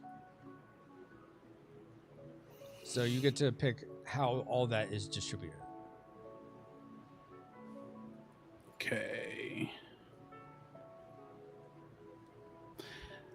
Is there any of this that you want, Brian? I would like at least 1 potion. Okay, I'll let you have 1 potion and a card of your choice, and I'll let you have the golem. Okay. I don't need the golem. I've already got one, so you take Okay. that. So that way you can. And you can take 2 cards. No, only one of the cards is one available for Okay. loot. My bad. One of I'll the take limb one, you cards, take one of one. the power cards. And I'll take the golem. All right. So what are Whichever one these? you want. Rapid repair. Battle rage. That's nice. And fairy aid. Oops. Oh, and I forgot, because you searched the city, that another thing comes off there. Oh, and also, you finished that one quest heroically, right? Fifi's delivery. Yeah, I already gave myself the heroic bonus for that one. Awesome. Yeah, no, that's fine. Did I take one? I didn't mean to. For what? I think I accidentally picked up the green one, but I don't know where it went. No, I dropped it onto the Warlord already. Oh, thank you. Okay, perfect. Oh, but don't I still get one of those? No, you I was don't. only. No. Oh, No, never you mind. Don't. I thought it was 1 and 1. I apologize. One of the power cards was loot. That's it. We're good. Okay. Alrighty, guys. So now it's my turn, and let me see if I can remember what I was gonna do. Was I gonna do a quest? Oh yeah, I was gonna do a quest. So for my meeting action. So this is Haunted Lighthouse. After you and your troop prepared camp for the night, they tell ghost stories to one another. Though normally uninterested, one catches your ear. Even though the water fox priest returned the gold, the ghost still exacted revenge, and Swift Lighthouse remains haunted to this day. After inquiring more, you resolve to A. Travel to Swift Lighthouse and pour out D6 potions to the water fox spirit. As a peace offering, the ghosts are freed and commit to help you as thanks. Play this artifact. Sleep, or B. Sleep nightmares cause -1 HP discard. I would love to get this. So I'm going to put in my open quests, and plus I'm like really close to it anyway. All right, so that's my camping. Drew, your camping happened with Brian's. So now there's no one's at the 8. Now it's your turn, Brian, to travel. Okay. Well, I am going to stay put and repair. Okay. Then I am going to travel to the lighthouse. And Drew, what are you going to do? Am I saying I only have 1 fuel move I can actually make? Yes. If I move? Yes. All right, I'll go back to the haberdashery for now. Okay. All right, move that. Oh, sorry, I should have let you do that. All right, Drew, Brian, what are you going to do? I am repairing or Okay. resting or whatever it is. 1, Okay. 2, 3. Yep, And I add base HP plus 10, right? correct, to your HP. 10 HP. That's 12. This is going to be a lot of corruption. Well, he's not at the 8, so we're okay for now. Yeah, this doesn't generate corruption, right? Just Okay, it does resting not. in the town. Oh, and didn't we remove? thought Oh yeah, Seneschal's open now. Yeah. You did that. Right, and I will What happens upgrade if you my go to robot. Question: what happens if you go to Seneschal? You can, well, for you, nothing other than you can do anything you could do in a city, a village, or Ashley's haberdashery. For me and Brian playing the advanced, Brian would could get the Seneschal blessing, which would be if he chooses to rest at the capital, he could get his base HP plus 10, and he'd also gain either a card or plus 3 to his speed. For me, if I rest and recharge, so not rested, sorry, he would have gotten his base HP plus 2, or no, he'd just get his base HP. That's what resting is. If you rest and recharge, you get your base HP plus 10. And I get either a potion or plus 5 more to my HP. So there's a different blessing for you, Adra. If you want to deal with replacing all the numbers, you could flip your card over and see. I'm not going to do that. I'm not going to go to that much trouble. All right, fine. I was just curious if there was something cool, even at my level. Yeah. So that's how that works. Let's see.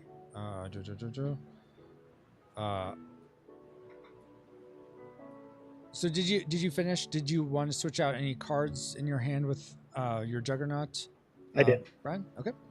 Then I am going to complete my quest and play this artifact, which puts it right there. I would tuck it under the card, but that's super annoying, so I'm just going to leave it like that. What this gives me is Phantom's Pledge at an extra action. I can reduce the defender's HP by the power of wind and water limbs in play. So I'll do a tally of that, but that's a really nice attack action that I'll get to have. Let's go with Drew. What are you going to do?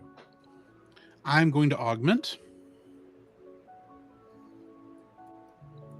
All right.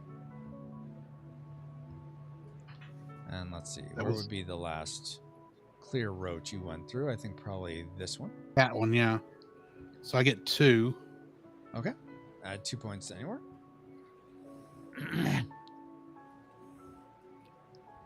Darn it. Keep forgetting to switch my music up. Sorry, guys. Okay. I upped speed. All right.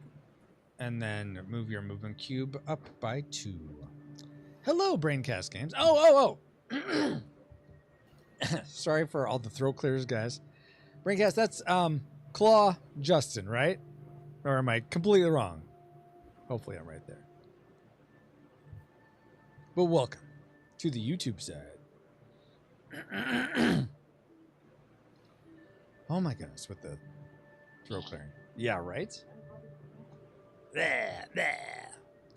Okay, so you went, Drew? Or Yes. Okay. All right, and no one's at the 8, so back to you, Brian. Where are you going to travel to? I am going to go back to the haberdashery for real this time. Okay. Clearing the corruption on my way. Awesome.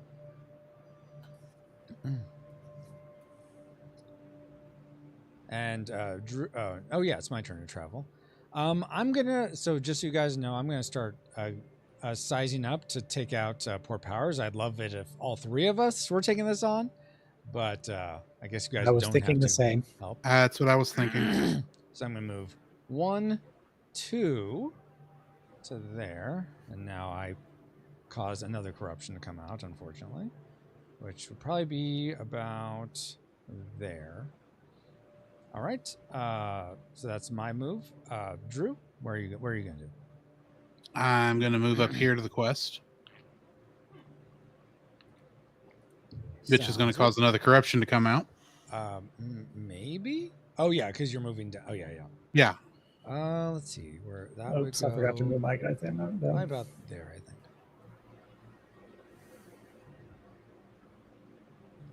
Okay, Brian, you get to go. You get to camp first. And Braincast, or anyone watching, if you have questions about what we're doing, how this is working, by all means, feel free to ask. And since Ray's hutch is now clear, Mhm. I'm going to Thank you, my love. toss out an 8 Thank you. to increase my attack and my hit points by 8. By 8. Okay, fantastic. Nice power trade. And not give the Warlord anything. Where? Oh no. Sad day. Are you gonna try to get a refund or anything? Sorry, I'm talking with my wife about something. That was my guess. Oh, okay. Yeah, that's fun. It's starting to get dark outside. Okay, thank you, my love. Could you get me a granola bar, please? Sure. Okay. Sorry, guys. So it was my turn. I'm going to augment, which unfortunately I know causes corruption, but I need to increase my movement. So let's roll here. Sorry, we all traveled, right? We're just going through our camping. I got a little distracted. Okay. Yep. That's what I thought. Thank you so much, my love. Okay. So I get 3 points. Awesome. I'm going to add that. I'm going to add 1 to each. Oh, no. Actually, 2 to attack strength, 1 to HP. All right. And then my movement, my fuel cube is going to go up 2. Thank you, Brian. And I think I am going to switch a limb out. I think I can finally get one of my build things here. Let's see. Arm. Leg is going to become... Yeah, I'm going to switch out this 3 leg with this 7. So those 2 arms. So I get, let's see, +4 to my speed. And then +7 to my HP. And then this goes here. This goes back in my hand. And I am done. Okay, Drew, your time. Okay. Time to camp. I'm not going to do this right now, but I do want to ask a question. Yeah. We have the golem. I have the golem body. When what do I have to do to assemble said golem? You have to go to a village, and for your camping, you have to meet the villagers. Okay. They essentially make a space for you to do some magic hacking. Magic hacking is a thing. Yeah. But you essentially pay... Sorry. You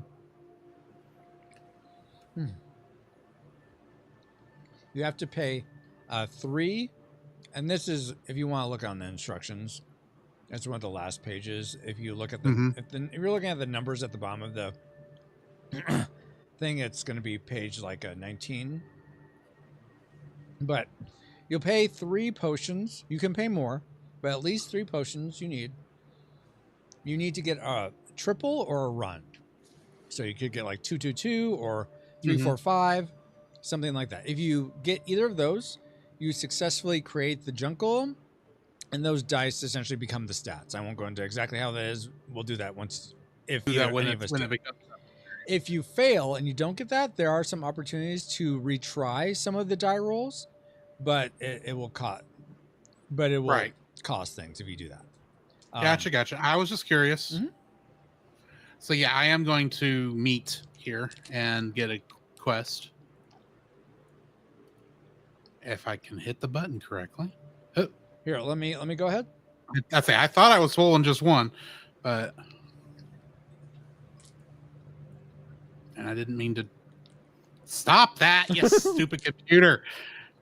Okay, that's a long way to go back. Okay. Monks from a Fire Owl monastery have you down for wave you down for help. They lament how the Warlord stole the sacred onyx eggs, no doubt using their power to suppress Headstone in other cities. They request you search for Fire Owl nests and procure them new eggs for their rituals. You set out promising to return, roll 1d6 for eggs found, and reduce... Okay, yeah, that would matter till we get there. Okay, so I guess I just keep that for now. Well, you do the part above the choice. So you're going to go ahead and roll the d6 for eggs, and then Oh. the 2d6 for reduction to life. So 1d6 for eggs. Mm-hmm. Okay, so you didn't find enough eggs to do the B option. You still have to roll for life reduction, though. Okay. So Two 2 again. plus one more is 2d6.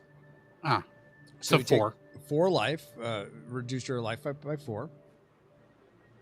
And now, since you have to take the B option, you keep all the eggs found, and you can either have 2 potions or 20 HP. I'll take 20 HP. What? Why would you want that? Okay.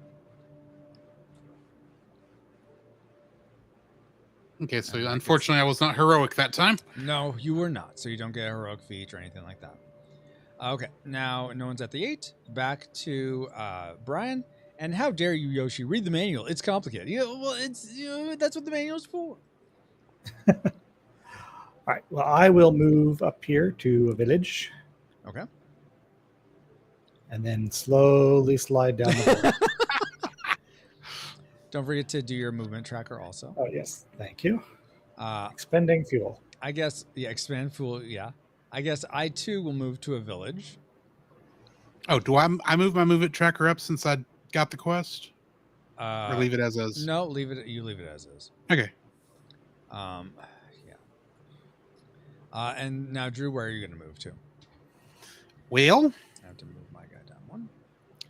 if I could go straight there, but Straight where? straight to Port Powers. No, y'all wouldn't be able to Then get you have to fight it by yourself. There's a village right before that. So you Oh, yeah. Well, I mean, I could do 2 to get there, but I only have 1. Okay, so I'll just go to the village. Okay. And slowly slide down with. Yes, everyone slides down from the village. The slippery village. Brian, what are you going to do? I am going to attempt to build my junk golem and also rest, because I think I do both, right? You, I believe, do both. Yeah, It does say and, yes. But I think you're absolutely right. So resting is you just get your base HP back. So I forget if that's 1 or 2 for you for HP. Your movement cube goes back up 1.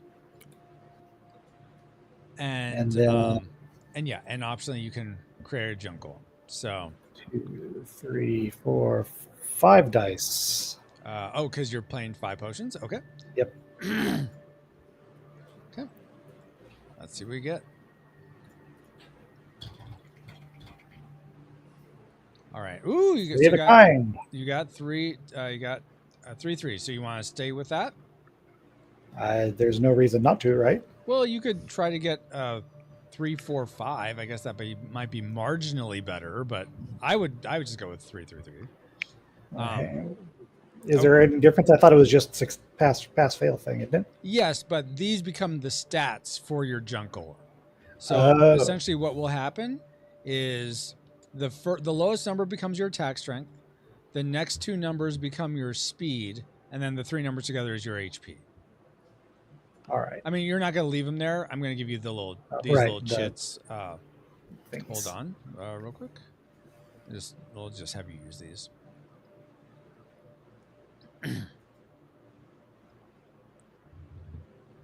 Attack strength. Oh, sorry about that.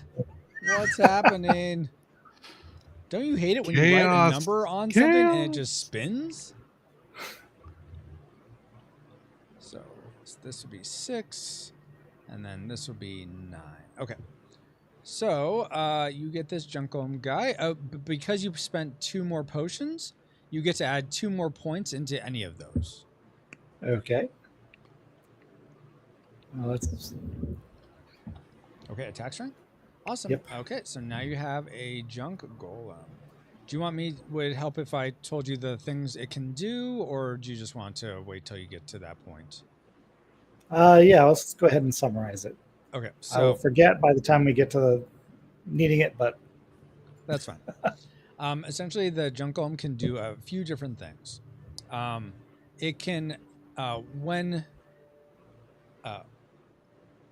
it usually goes last. I mean, if its speed is crazy high, I guess it could go before the Mageineers. But if the Mageineers or you is going, Brian, it can attack. Keep in mind, if a counterattack would kill it, then you're sort of out of luck. So you probably don't usually want to use it to attack. But you can use it to trigger a team up action. This one in particular, the fire junk golem or golem guard can team up with wind and earth, so it can team up with you. So if you're by yourself, you can still do your Junknado team up action by having the junk golem do it. It's essentially triggering the team up action with you. Then if you're attacked, you get to use its reactions instead of yours. You could use yours, but you could use Shield Me or Bodyguard. Shield Me is essentially all the damage gets absorbed into the junk golem's shield. It would then be disabled for the rest of that combat. That can be not today, but it cannot be dispelled with a potion.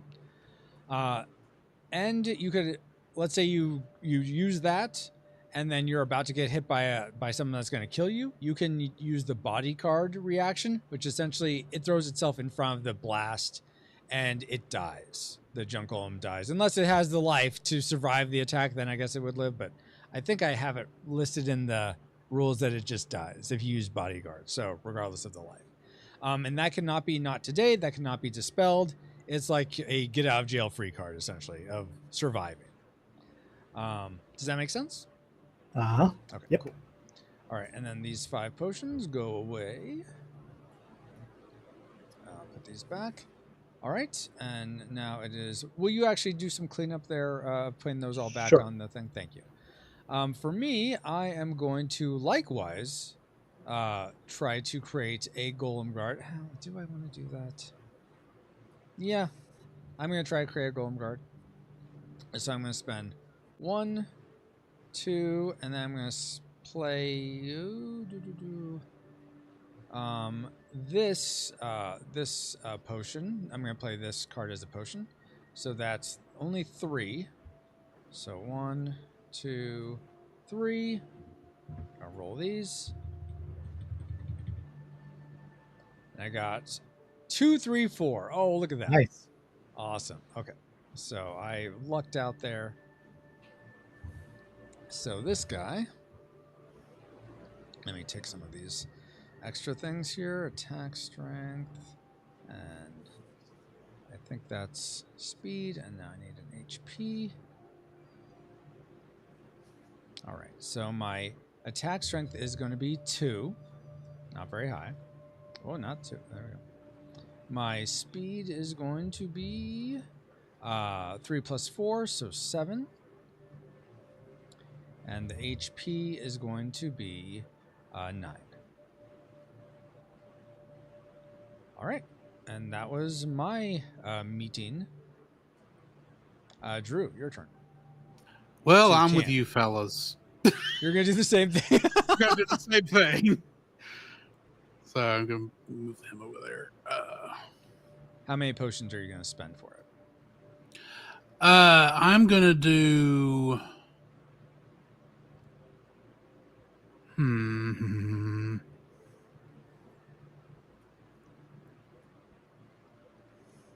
Hang on just a second. Okay.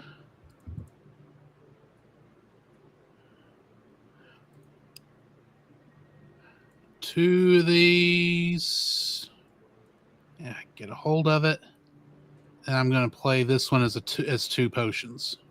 Okay. All right. So 4 that's total. 4. Okay. So take 4 dice and roll them.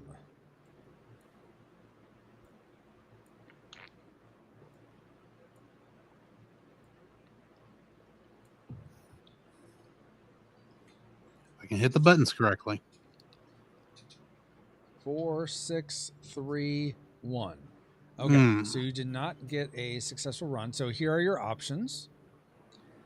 First off, does this Junko match you? No, it's the green one. Okay, so you get essentially a free roll if the Junko matched your element, but it does not. Right. Instead, No, I think Brian has the one that matched me. Yeah. Okay. So it failed. Okay.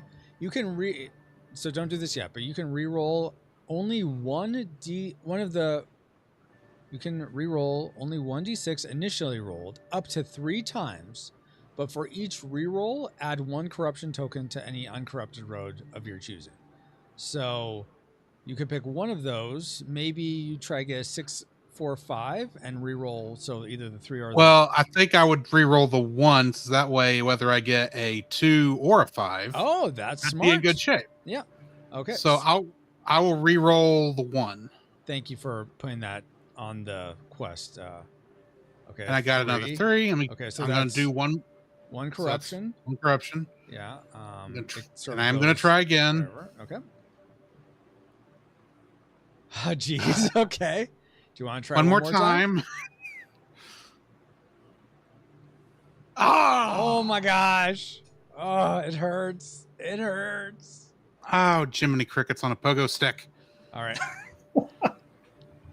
So you do not get, you still keep the torso, but you don't convert it into a junk golem, or a golem guard, excuse me. Good try, though. Good try. Did we get, oh, okay. I was like, did we get? You moved it in the wrong spot. No, that's where the die goes, isn't it? Doesn't it? All 6 of them go here. Yes, I know. That's some kind of magnet up there. Wow, not a quick to the Warlord game. No, well, we're actually playing as the 3 of us are playing against the game-controlled Warlord. So I think that sort of allows for people to take their time a bit more. I guess I can throw this in the junkyard. Oh, thank you. Yes, exactly. And then these 2 go away. Oh, no. All right. And now it's anyone on the 8? No, back to you, Brian. Yoshi says hi to All right. Let's see, you've got 2 movement, which means you can't get up there quite, can you? Let's see. 1, 2, 1, 2. No, I can't. Jeez Louise. All right. If you guys just want to go at him, you can. What do you think, Drew? Can we take it? I think we can take him. Okay. He is going to be. It's going to be tough. What's his abilities? Let's look at that I'm first. sorry. He should be at the 3. I'm not sure why he's not at the 3 power multi. So all his limbs are going to be times 3. So if you want to wait, it might behoove you. We disable a leg, and the junk golem attacks first, no matter what. If we do, when we go in there. Let's see. Baba says, got a bot to clear out? Oh, yeah, thank you. I want to make sure I hit the right person. So we could wait and have all 3 of us go at once. Yeah, I think that would be safer. So I'm going to come over here.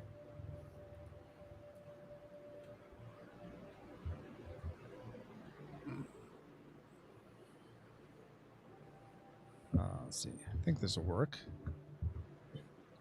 Hopefully that worked.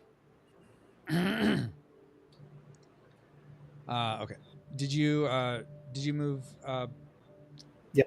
Okay. Then I will move my 2 to try again in position. 1, 2. Okay. And now, Drew, your turn. I have to move and then have to do something, don't I? No, you could stay put if you wanted. Since you're not at the 8, you can just stay where you are. Oh, well then, yeah, I'll just stay here for now. Okay. All right. Back to you, Brian. All right. So I am going to see what were my options here. I'm going to try a patrol. I've never done that before. Okay. Patrol. Okay. So I roll a d6. Yeah. So 3 or high. You actually don't find anything. Good job. Safe. But you kept everyone safe. Let me see if anything else happens. I don't think it does. Because you rolled a 1, up right? to 2 corruption tokens from an adjacent road, if any. But these do not become potions. Oh. I'm glad I have something else in there. I just totally forgot about it. Because that rarely happens. So. All right. So yeah, cleared those 2 corruptions. Awesome. All right. Now it's my turn. I am going to. Where am I at? I'm on a village. Do you want to clear clear that corruption as you went by? No, I should have, but I'm not going to worry about it right now. Oh, well, I have like no potions, so yeah, actually I will do that. That's kind of what I was thinking. Was Yeah, we spent all the potions? and then I'll put my HP down 1. I am going to. Oh, that can go away. Nope. Oh my goodness, Francisco. I mean, I guess I could patrol the bounds also. Yeah, you know what? I'm going to give that a shot. I'm going to try patrolling the bounds also. Let's see what I can get here. Okay, I was able to patrol it. So I found a creature. Let's see, what are we facing this time? What happened? Stop it. Okay, oh. Yeah, okay. We are facing a friction axe. Oh man, it's causing all sorts of friction. Oh, I hate it. It has this one's pretty weak sauce though. 5 for all the stats. I do not match its legs, so it's going to go first, and it will hurt me because the arms don't match me. So it's going to attack me for 5 damage. I'm going to take it.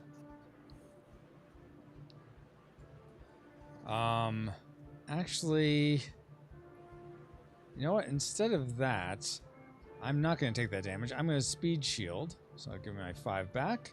I'm going to disable my strongest limb, which is the 9 leg. All right. Now it becomes, so that is his turn. Now it's going to be my turn. And I'm going to attack it with my attack strength of, I can never remember what this is, 15. So that destroys it. All right. So now I'm going to roll and try to get a 1 from my base speed to try to get some loot. Come on, 1. Come on, 1. Get some awesome loot. Dang it. All right. I do get 3 potions, though, because the Warlord power multiplier is at the 3. So I'm just going to take one of these ones. That's the 3 potion disable. And I'm done. Drew, your turn. I, too, am going to patrol.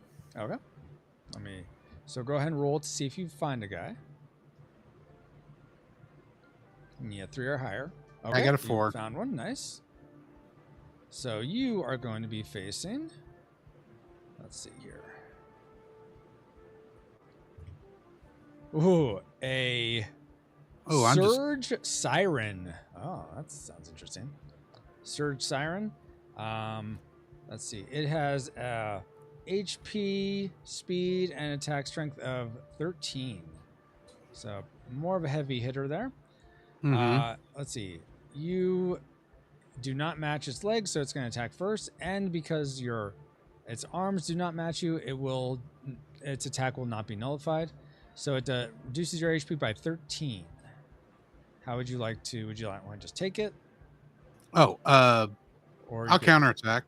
So if you counterattack, you're not going to kill it, which means it's just going to miss. It's not going to do any damage to it. That's fine. Okay. What was the thing besides counterattack? You could shield? You could dispel it with a. Actually, maybe you can't dispel. You could speed shield. Let me double check though. I think it's just speed shield.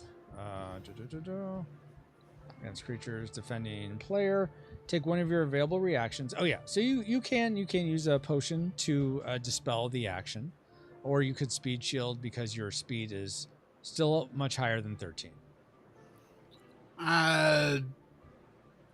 Yeah, I'll speed shield. All right. Yeah, okay. It goes on your strongest arm, so one of your 9s. I'll let you pick. Okay. Strongest limb, yeah. So it could be leg or arm, but whatever is the strongest. All right. So that was its attack to you. Now it's your turn to attack. And I will attack with, hang on, 18, 19, 20, 22, 23, with 23. Why isn't it Wait, just am I calculating that right? It's just 22, I think. 22, yeah. Okay. Okay, yeah. All right, and that kills it. Blah, blah, blah. All right, good job. Now you're going to roll to see, and you want I think 1. Yeah, roll if you get a 1. Oh, I got a 1. Oh my gosh. Well done. All right. So let's see what loot you get without having to quest. So flip that over. Okay, you get an artifact, which is, this one's okay. Oh no, this is actually really good. So this is the Ring of Cath. For the rest of the game, clearing corruption adds 1 HP instead of costing you HP. Okay. Nice. So that just goes right there, and you just get that. Awesome. It's cool to see that happen. I have not gotten to see that happen in a game, so it's cool to finally see that actually occur. All right. No one's at the 8. Back to Brian. And if y'all don't want to clear that corruption, I will. That's just what I was thinking. I was going to do it, but I will let you gain HP from it instead. And let's see. If game control Warlord, what triggers the end of the battle? So it still triggers when we find the lair. It just essentially happens almost immediately. Everyone gets a chance to move, to travel and camp one more time if they pay a potion, but then we fight the Warlord. Yoshi says, "Well, don't you just find the Warlord like normal?" Yeah, kind of like that, Yoshi. So if we haven't, we still have one we never got to see because we couldn't search the city. If that's where the Warlord is, what happens if we get Port Powers and he's not there? Then we travel back and we can search the city. Okay. We can finally search that. For some reason, I was under the impression we couldn't search the city. You can't search it if there's less corruption than the number of players. So that usually only happens during the first city that's attacked. But after that, you can search the cities. But then you can't search a city that's unsearched until all the cities are free. Gotcha. I think it's still your move, Francisco. Yeah, I'm sorry. So I'm going to move to Port Powers also. And I'm going to also clear the corruption, which also means I get to go up in HP. Yes. Flip. Get down here.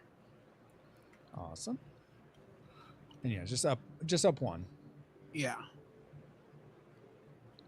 Alrighty. Then I think it's time to attack this Port Powers jungle. I think it is. Seems so. All right. Let's see what this guy ends up being here. He has... Watch this be like the weakest one of the whole game. Well, he has a speed of... Not yet. 8. Or, well, I'll do all the tripling after I do the base stats here. And then attack strength. Chit. All right. So 8. A 6, not looking great. Come on, be low. Be low. All right, 4. Okay. So he has an attack strength of 30 because he's tripled. His speed is 8 times 3, 24. And then his HP is 10, 18, 18 tripled. What is that? 18 times 3. 54? Yes, 54.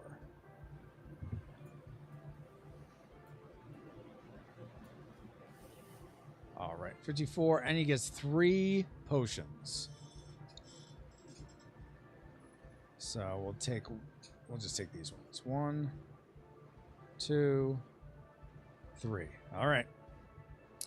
So I think, do you still have the highest speed, Brian? I imagine you do. I'm 27. My speed is 27 also. What's your speed? And I'm 20. 20. Okay. So because we're tied, I get to do the tiebreaker because I'm Chonk. So I'm just gonna say you can go ahead and go first, though, Brian. Okay. Except that I don't because the golem goes first. Oh, dang it! Yes, you're right. Thank you, Brian. Okay, so he's gonna attack the slowest, which happens to be Drew. So Drew, he is hitting you for 30 damage. What would you like to do? I have a lot of hit points. So you could speed shield. You could try dispelling. You could, if you might have a, well, I don't know if you couldn't speed shield because your speed's lower than his. Yeah. Unless you have maybe a amplify effect that increases your speed. That could help you. I don't think I do. Let's see. There. Oh, don't forget, we also need to disable a leg each. Oh, geez, Louise, I forgot about that. Thank you, Brian. I'm glad you're aware of these things. You think I'd know? Yeah, thank you, Brian. Just want to make sure that we lose badly. Yes, exactly. That's my goal here. The only way to lose badly. Ken says, when does the Steam version of this game come out? I mean, This is the Steam version. If you use the Tabletopia app on Steam, it's kind of the Steam version, I think. Okay, so I can't counterattack. You could counterattack. could. It just means you have to take that whole 30 hits to your HP. And then you counterattack with essentially your strong Okay, sword I'm going to plus. dispel then. Dispel? Okay. So let me check the rules. I think he's going to try to counter that, but let me check this. Okay, attacking jungle. Yep. Defend player. Respond to player reaction with the following. If the player reacted with a dispel, use all available potions to win the dispel overpower contest. Okay. So he's going to... So you dispelled with 1. He will play 1 to try to counter it. Now you have to play 2 to continue dispelling. Oh, my word. He's going to beat me. No, he doesn't have 3 for the next one. So you'll be fine. If you pay these 2, it'll stop him. Okay, so you have 2. I only saw you pay 1. I paid that one and then that one. Yeah, but you had to pay 2 again. Yeah, now you have to pay 2 total. Each time 3 it goes total. up. Okay. Well, yeah. Okay, I follow. Okay. So now he would have to pay 3 more, but he only has 2. So you are able to cancel his attack. Good job. All right. So now it becomes... Now I'm going to have it be Brian's turn. Right. No Tabletopia. Electronic version. Okay, Ken. You and Paul, who want the video game version. I get it. That'll be my $100,000 stretch goal. Okay. Pay somebody to make this game for you as a video game. But see, I kind of want the enjoyment of making it in like Game Boy Studio. That's sort of the dream. I make a Game Boy Advance version of this. But anyway, you want the 3D models, Yoshi? Oh my gosh! No, it's pixel art. All right. I'm going to propose that we all 3 team up. Okay. I think that's probably the way. Well, here's the thing. I think I like that idea, though. I have my my awesome artifact of Phantom's Pledge, which would allow me to attack for, let's see, I add up wind and water, so that's... Whoa, that's a lot, isn't it? Yeah, 7, 16, 26, 33, 41, 50. So I could hit him for 50 damage. So I'm not going to team up. But if you guys want to weaken him, you go for it. Or actually, no, actually, given that actually might be a good idea. I don't have the potions, though.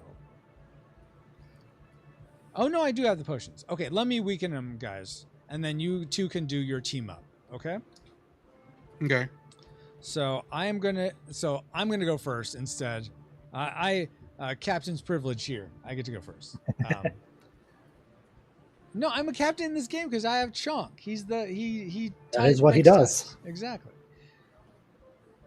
Oh my gosh, Ashley! So I'm gonna use Phantom's Pledge to do the 50 damage to this dude.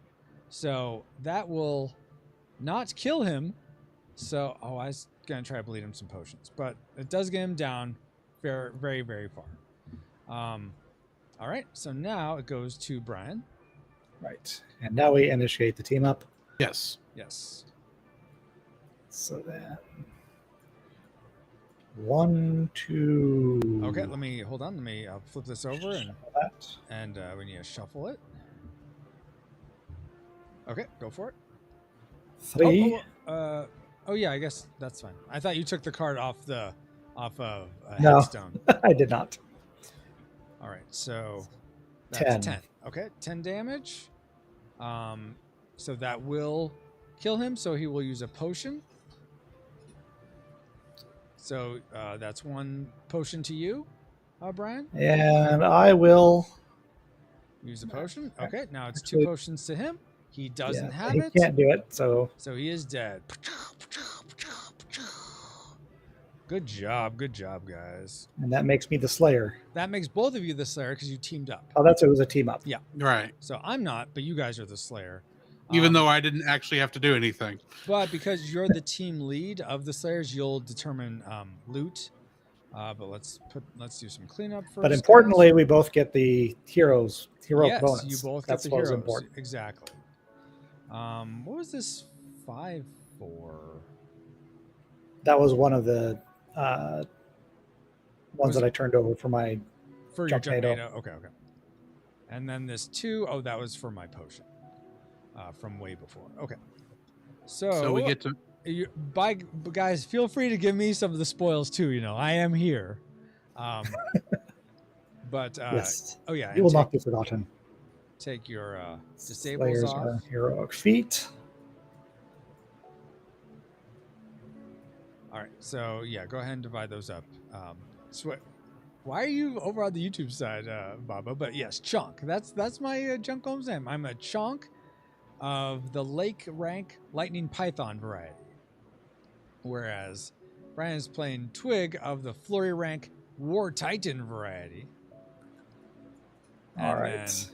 Then Drew is playing Hunk of the Pyre type Jungle Volcano variety. You know, those jungle volcanoes. And the Freed Cities boon is we all get 5 times 3 added to speed. So, we all get 15 to speed. Fantastic. Nice.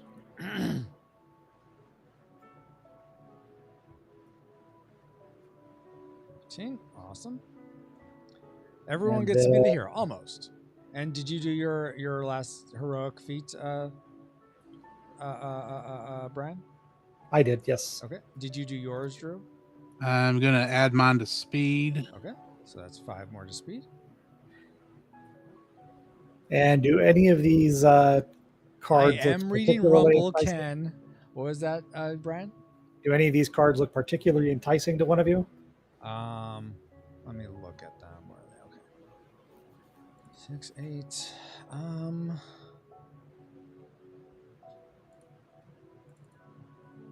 For me, not really. I'd be happy with just a potion. Right.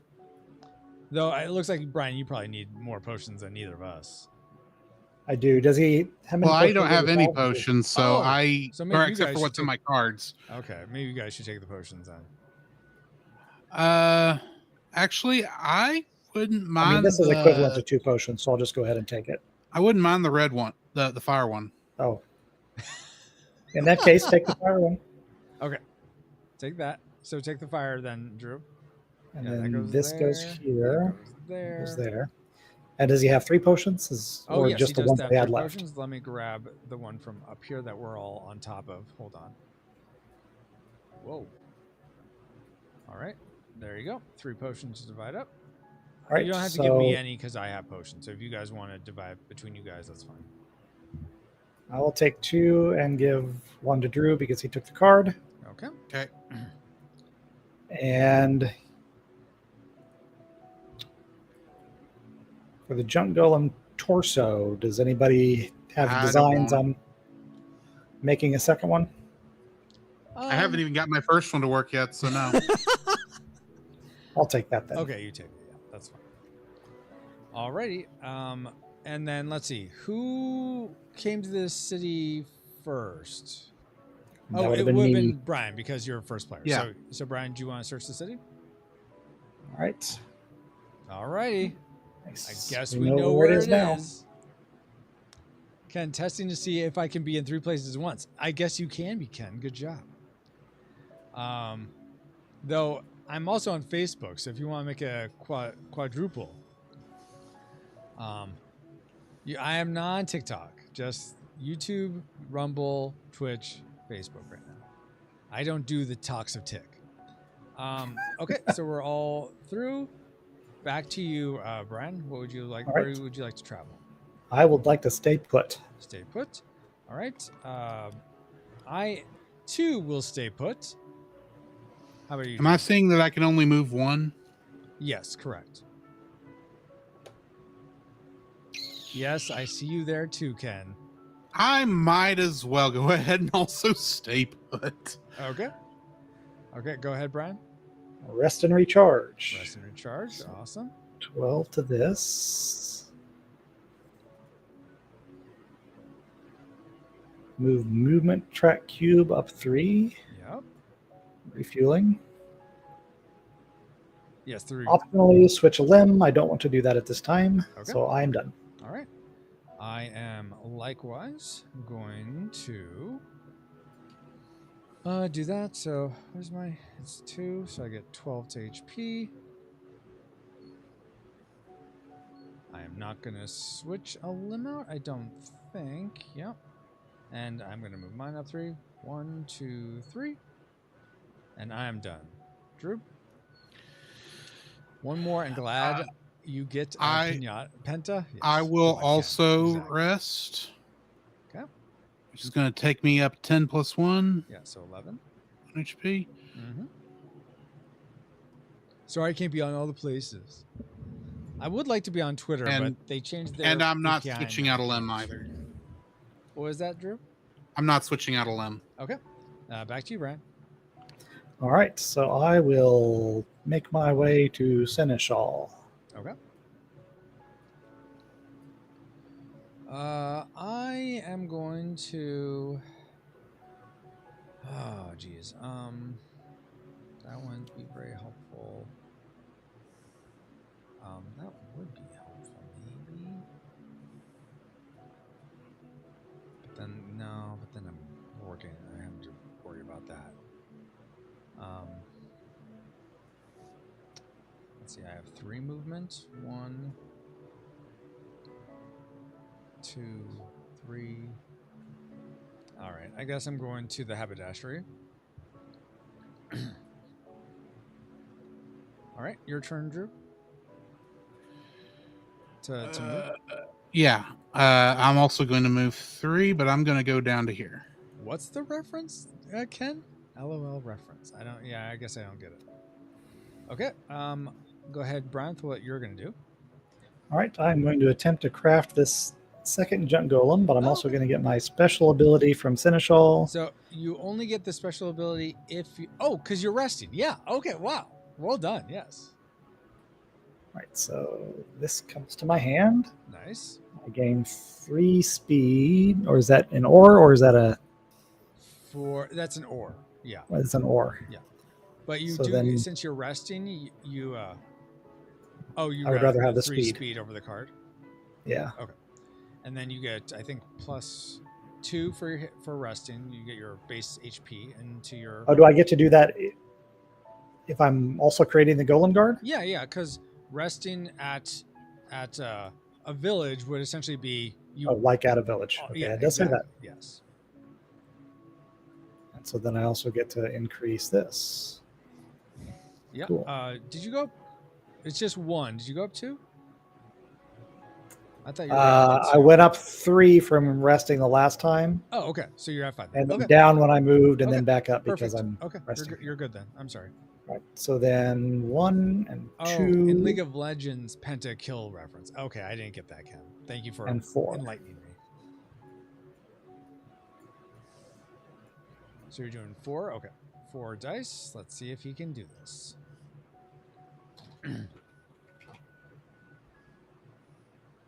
Pair of 1s. Hmm.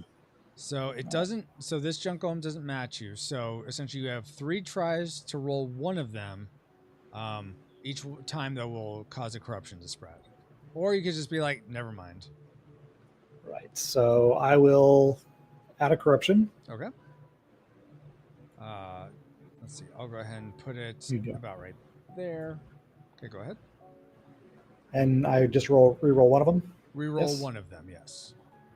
But it's always going to be the same one. Okay, 4. Okay, I'll spread another corruption, I guess. Are you essentially trying to get another 1? Yeah, that's my hope. All right. There it is. Oh, there you go. Yes. Awesome. Okay. So you have 2 junk golems. Craziness. All right. Let me get you these guys here. What is the hotkey for rotating? Q and E rotate orthogonally. Thank you. There you go. Yeah. All right, so he is worth An awesome 1. One attack strength. Yes. And then 2 speed.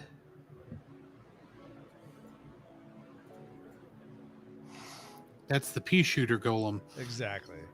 He's good for blocking though. Yep. He'll absorb some hits for me, I guess. Yeah. Oh yeah, 3. And I get 1 for my extra die. Oh yes. So I guess I'll give it to his speed. Okay. Because why not? Right. And were these 2 potions? These were the ones you played, right? Yeah, that's what I spent. Okay. Ah, let go. All right. Good job. My turn. I am at Ashley's. I'm actually just gonna augment. So I'm gonna roll 2 dice here. Spreads of corruption. Sorry, guys. I'm not the warlord, I swear. Likely story. Yeah, I'm the warlord. Somehow my card is over here, just out for everyone to see, but I'm the warlord. Yes, 5 points. Nice. I'll just put that all into HP because I'm probably gonna need that the most with the coming battle. All right, and then I move my darn thing. I really need to fix that. And then I move my guy up 2. Okay, your turn, Drew, for camping. Hang on, I'm trying to check something right quick. This symbol here on my bronze owl, what is that? I'm just going to drop that here so you can see it. So that says I can do a roll. I'm trying to figure out what that on the affinity. You're trying to figure out what Wise Passion does, essentially? Yeah, I'm trying to figure out what Wise Passion does. Okay. So when you play this, it amplifies fire. So everyone that has a fire limb or is the fire Mageineer gets to roll a d6 for each of those. But usually you only get 1 result. So you, in your current configuration, you would get to roll 3 die, and you would get to pick 2 results. If you play this amplify card, and then it goes back into your hand right away. So you can use it over and over and over again. Gotcha. So yeah, that answers my question. Okay. All right. I am going to try for my junk golem again. Okay. I remember I pay 3 potions for that. Yes, that's the minimum. Minimum. Yep. Okay.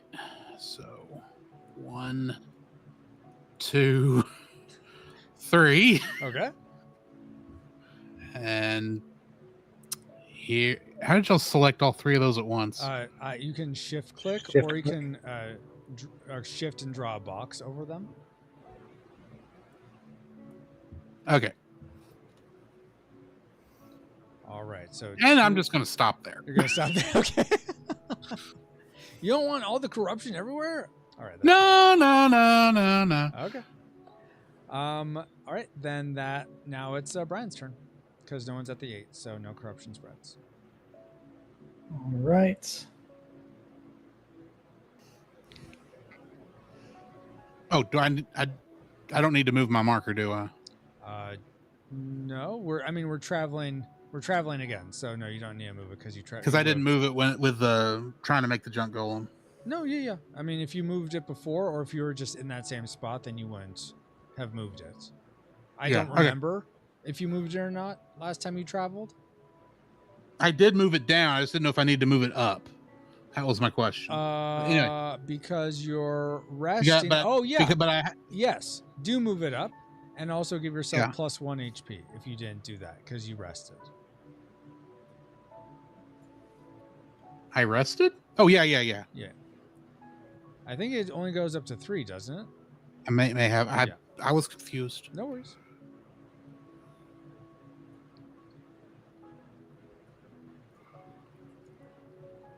Yeah, I'll go ahead and lose all 9 of those. Okay. Get these potions. Nice. So that's a 9 HP reduction.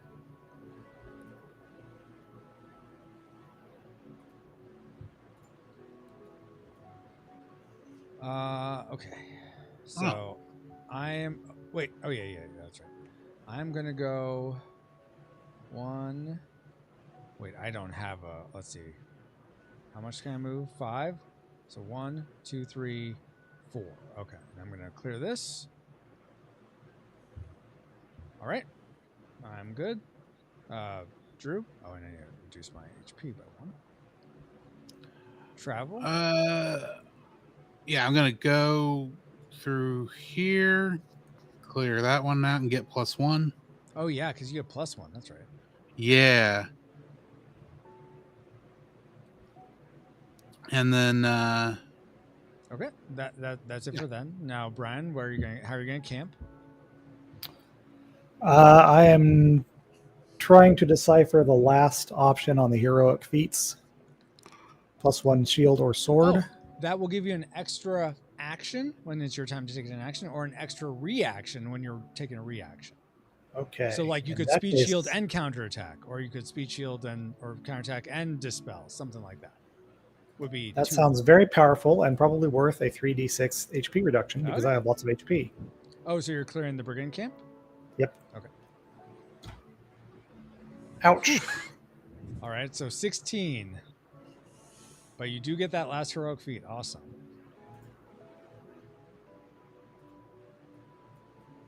And I get to disable the camp. Yes, disable the camp. Ken says, the Twitch timer says 2 hours, 40 minutes. How long has this game gone so far? About that. We started pretty much right after I started streaming. it'd have been a little earlier if I had not been late. Oh, no, no worries. You were like a minute late. Yeah, I wasn't geez. watching the clock. I was Gosh. finishing an episode of Star Trek. Okay. And so what did you gave yourself an extra action, Brian? Yep. Awesome. Okay. I am going to actually just search the city. That's what I'm going to do. I wonder what it is. Oh my gosh. Da-da-da-da. Okay, we'll put this in the build pile. Oh, Which means we're- I totally did that. Oh my gosh, Francisco. What'd you do? I was supposed to leave 6 extra cards out for the Warlord, and there aren't 6 cards I could just take from here. So that's a problem. And yeah, I totally forgot that. Oh yeah, I need to, because I didn't do the setup right. So I need to redo how this game is set up so that they just get automatic 6 cards that I don't have to think about putting aside. It'd be easier. You could shuffle the junkyard and then pull random 6 out for this game. There's only. Oh wait. Oh, actually. Oh, there. Oh yeah. Oh, I thought. Okay, phew. I thought there were only 3 Oh, yeah. cards left total, but no, you're absolutely right. So You we will do could, that. from the discard pile, I should Yeah, say. No. So I will. Here's what I'll do. I'll flip this over, add this here, and then shuffle that, and we'll take 6 cards, and that will be just over here.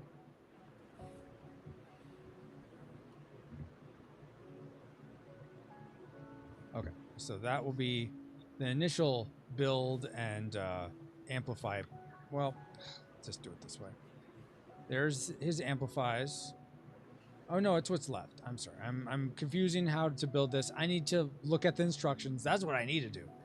But let me look at the instructions to confirm that I got this part right. Okay, so searching the city. Okay, so show the Warlord's lair. I did. So the players and place it in the Warlord's build pile. Did that. All players that have not resolved their map action do so in the normal order. Then each may pay 1 potion to take 1 more turn to travel resolve another map action. They may do that. So, Drew, you first get to take the rest of your camping. So go ahead and camp. I wasn't going to do anything, so. You could. But I still have to do something, don't I? Augment. Yeah, add corruption right before we have to fight. I mean, yeah. You could patrol the bounds. I guess you could do that again. I'll patrol the bounds. I'll just do that right quick. That won't take All right. long.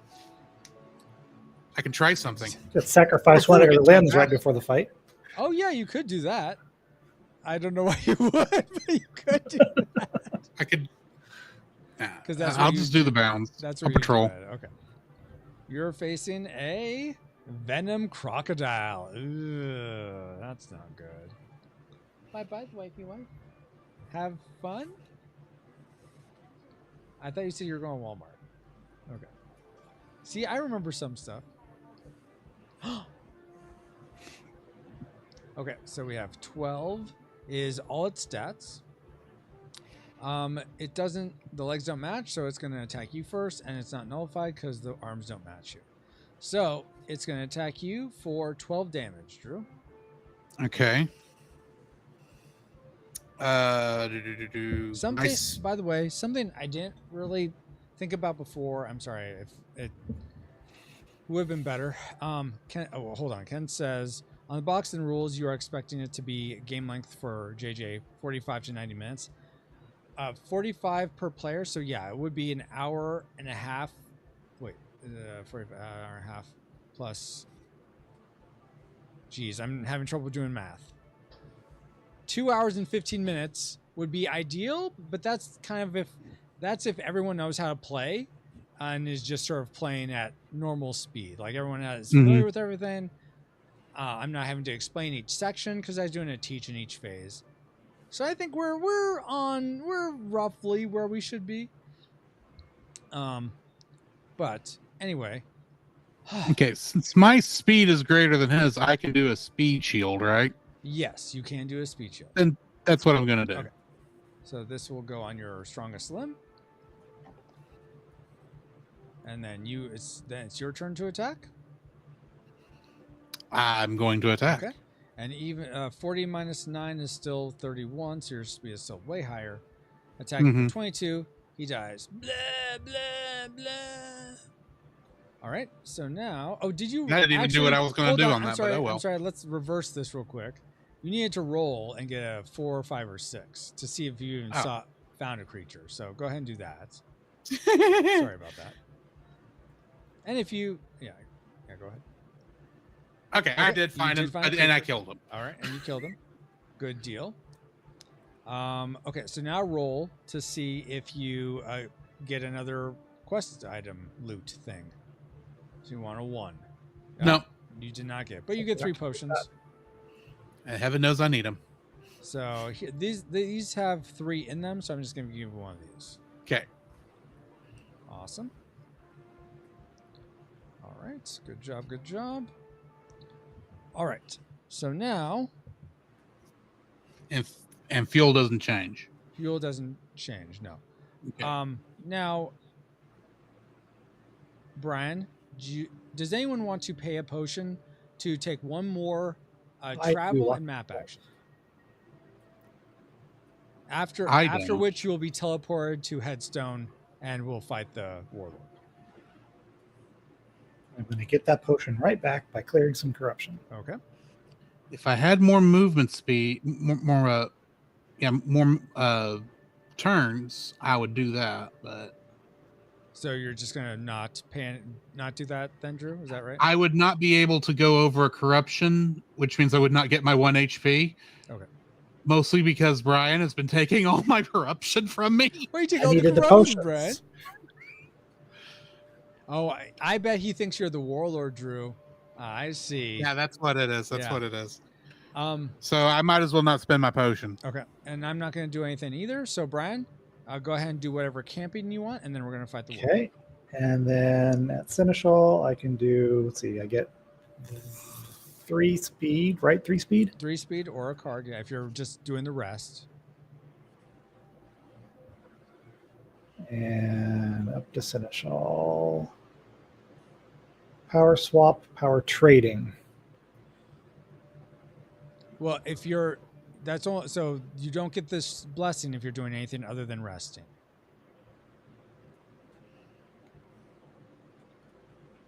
You may take any of the unique map actions below, as well as receiving the Seneschal blessing associated with your Mageineer.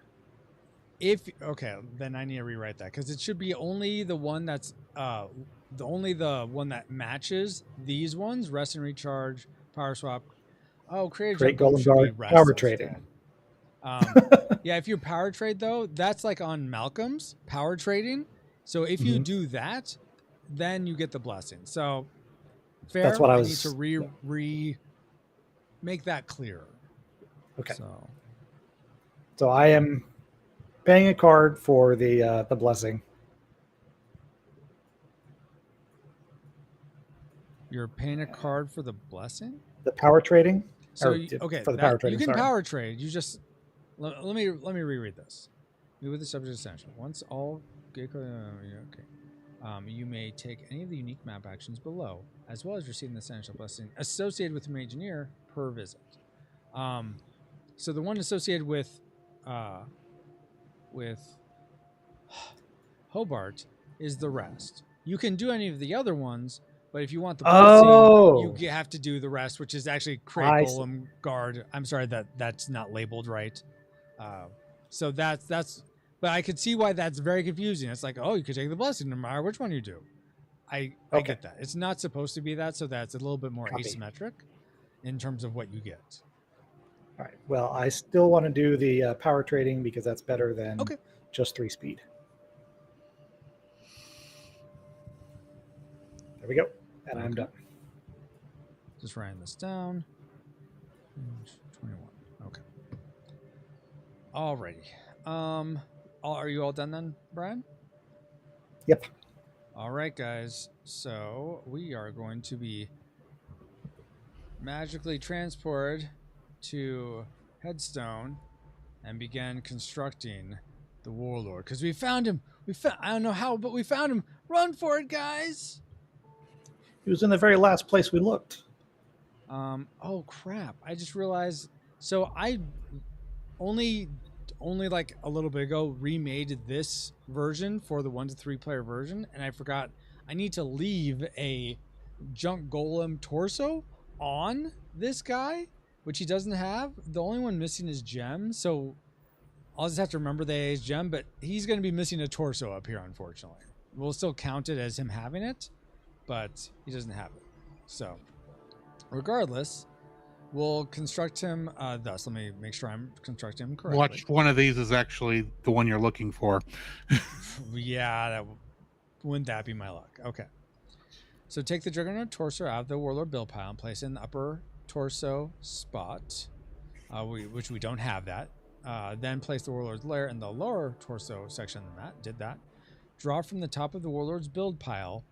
Place 3 cards face up on the leg section of the Warlord's mat in the order drawn. Okay, so these ones would actually be on top, because this would be all what's on top as we play through the game. So he has all these cards. Come on. All right, so what was it? The 3 legs first? Mm-hmm.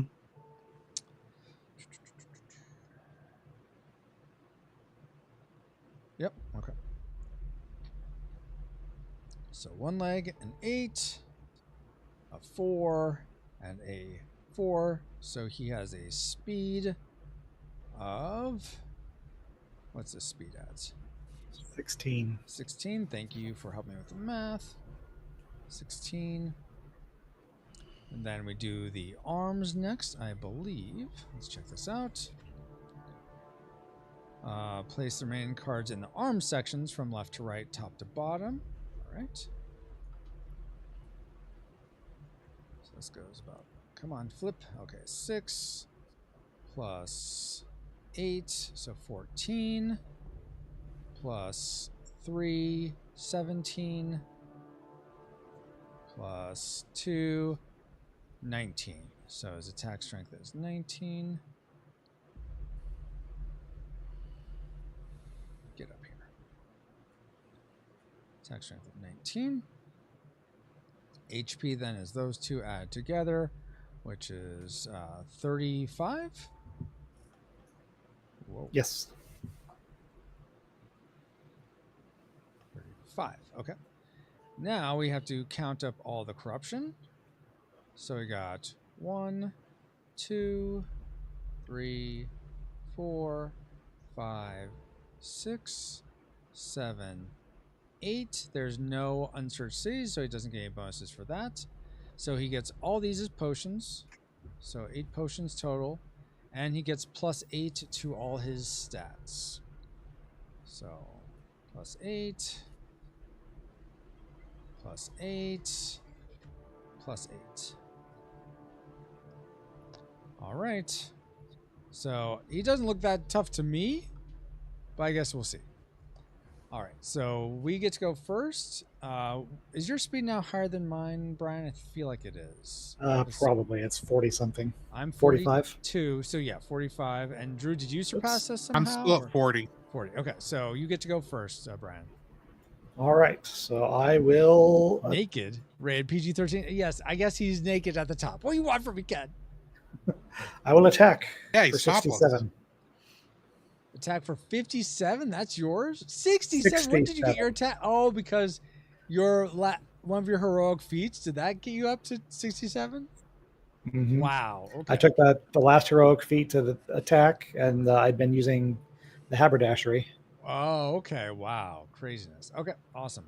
So that will kill him. Let's see how he responds to that. I think he's going to use a potion. Probably. So you're attacking. Take one of the actions. Okay. Take one of the following. If the player's action reduces Warlord's HP to 0, Warlord's speed shields if able. Let's see. What is your... his speed is 24. Yeah, he can't speed shield, so that's not an option. Otherwise, we'll use all potions to win, dispel, overpower contest. Okay.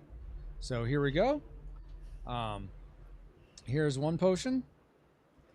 And here's one potion. Okay, so now it's 2 potions to him. And that means it's 3 potions to you. I'll let him win that. All right. And then I'll take my second attack. All right. Come on, go. Ah. Go into where you're supposed to go. Sorry, I'm like having trouble, apparently. When am I not having trouble? Okay, your second attack of 67? Yep. Okay. Well, he's going to do the exact same thing here. Whoa, that's at 1, Francisco. Okay. 1 potion. And he still has 4 cards in hand that he'll use as potions, so keep that in mind. And 1 potion. Okay, so now it's up to 2 for him, which he will pay. So 3 potions to you. And I'll let him have it for now. Have it. Okay. Then it goes to me, and I'm going to do... Let's see. I have 15. I am going to use up, but not squander, my battle rage. Let's see. Actually, maybe I don't want to do that. Can I finally use one of these? Seize Bounty. Okay, yeah. Let me use Seize Bounty. So I'm going to take that back, guys. Sorry. I am going to instead... Okay. I'm going to try this. I'm going to amplify fire. Okay. So, I'm going to use Magestone Alchemy. This destroy any limb. Owner of destroyed limb gets 1d6 worth of potions. So I'm going to destroy his strongest arm, this 8. So it's destroyed. Nice. That takes his HP down by 8. And his attack strength down by 8. Now, he gets to roll 1 die. So let me resolve his first. He gets a 5. What's a 5? So he gets to multiply his die by another die, but he didn't roll any other die, so he gets 0 extra HP. Wahaha. Oh, nice. Okay, Drew, how about you do yours next? I get next? 2 of them, don't I? You get 3 because you're rolling for your Mageineer also. So. Rated Peggy 21. Where are we, in Great Britain now? Oh, that's not a great roll, Drew, but you can get 2 potions, so that's something. I'll take 2 potions. All right. 1, I'm just going to give them to you. Yeah. Okay, and you got to roll 1, Drew, Brian? Yep. 6. So you get to draw a card. Excellent.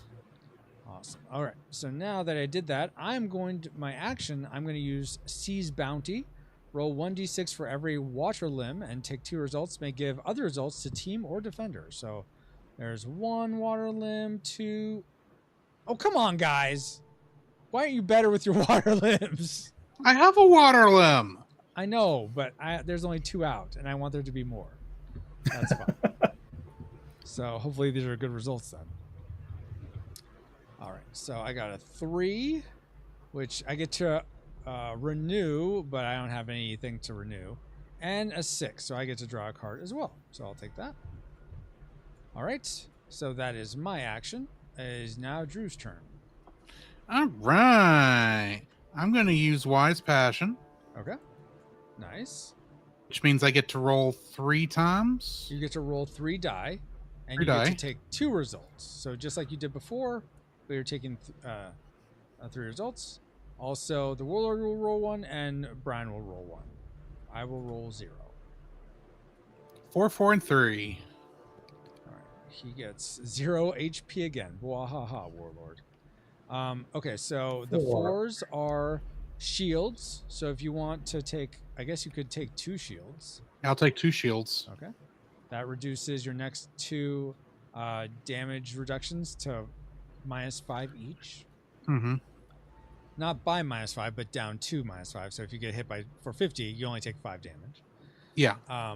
And then that's the. Oh, so you're taking both 4s. Is that right? Yeah, I'll take both 4s. Okay. Because I don't think I can use the 3. The 3, yeah, you can't use the 3. Good point. Which is renewing a used amplify. Yeah, and I've not done anything. So. Okay. And what action are you taking now? I'm going to attack. Attack. Okay, with 22. Is that right? Yeah, 22. 22 damage. Okay, let me double check this. Because I think something else happens if it's okay. If player's action will reduce Warlord's HP to 0, okay, it's not going to do that. Otherwise, attempt Twisted Temptation. Ooh, okay. If team of attackers, this applies to the team lead. Okay. If successful and the tempted player chooses option B, they will have 2 actions on their turn, which now happens after all players. 1 action is with the Warlord's Warmock and 1 with the Juggernaut. This player who now wins all opposing Juggernauts destroyed and loses the Warlord's HP is reduced. Okay. So, you did 22 damage to him, right? Yes. Okay. So now he's going to attempt Twisted Temptation. I have a music cue for that, so give me a second. Twisted Temptation. He's going to try and twist me to his evil ways. Exactly. So here's what's going to happen. He's going to roll a d6 for each... Oh, wait. I totally forgot about the destruction. He gets to roll a die for potions. I forgot that. That's integral with the whole Mage Stone Alchemy. So let me roll this. This is for the Amplify card I played before. 3. So he gets 3 extra potions. Boo. Which I'll just take from this. Ah. Come on. Okay. So now back to Twisted Temptation. Yeah.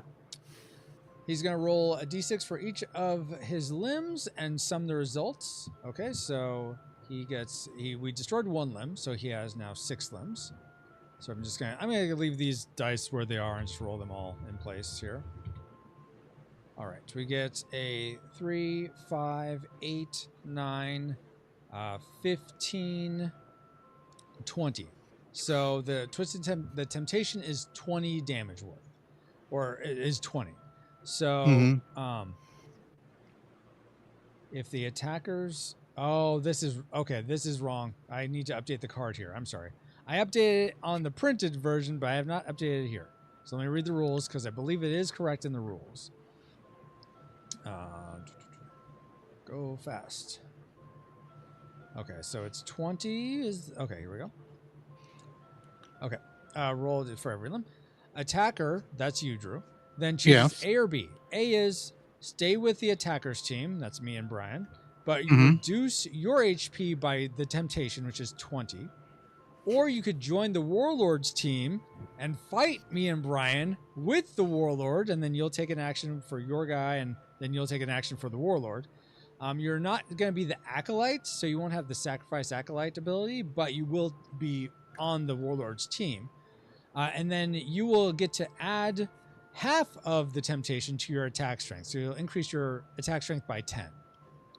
I'm not falling for this temptation. Okay, so then you have to I'll take. take the 20 damage. All right. Is that Which does that go against does my shields help with that? Oh yes, it does. So I'm only losing 10 HP. Oh, just I'm one. going down just to 5. 51. Yeah, you just take 5 damage. Oh, You 5. only have to spend 1 shield. Yeah, you only spend 1 shield because that's only But one source of damage. that would be 15 because I get 20 damage, right? What? And then you use 1 shield. That's It's reduced to 5, To not reduced 5. by 5. 2/5. Never mind. So yeah, So That is 56. kind of confusing because it says -5 on yeah. the shield. So on the printed version, I removed the -5 from it because of that. It's just a shield. That way, if I want to change it to like you reduce it by 10, I can change it as I try to make this better.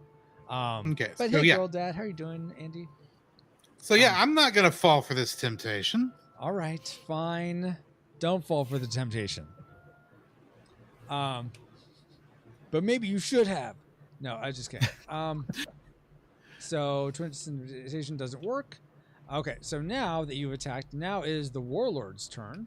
Where is this? Okay, I should have given this to you, Drew. Sorry, but now it's the Warlord's turn. No worries. And the Warlord, I think we roll for what the Warlord does. Let me double check that.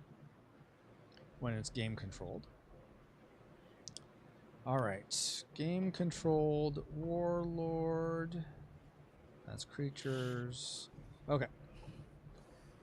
Determine the action based on 1d6 results. Brian, will you roll 1d6 and tell me the results? 6. 6. Okay. So if he rolls a 6, use a potion token or top card of their amplifier stack as a potion to enable all Warlord's limbs. If no limbs are disabled, the Warlord waits. So he just sits and does nothing. He broods at Nice. his imminent demise. Yeah, I'd say we're about to kill this guy. So Very likely. Okay, so now it's back to Brian. All right. What would you like He's to do? so weak, I'm not going to bother with. I forgot about static shock, but Oh, okay. I don't think it's even real worthwhile. I'll just attack again. Just attack again with your 67. 67. Okay. So he will play. Let me get this back to where it should be. Yeah, thank you for cleaning that up. Okay, he will pay 1 potion. And I will match his potion.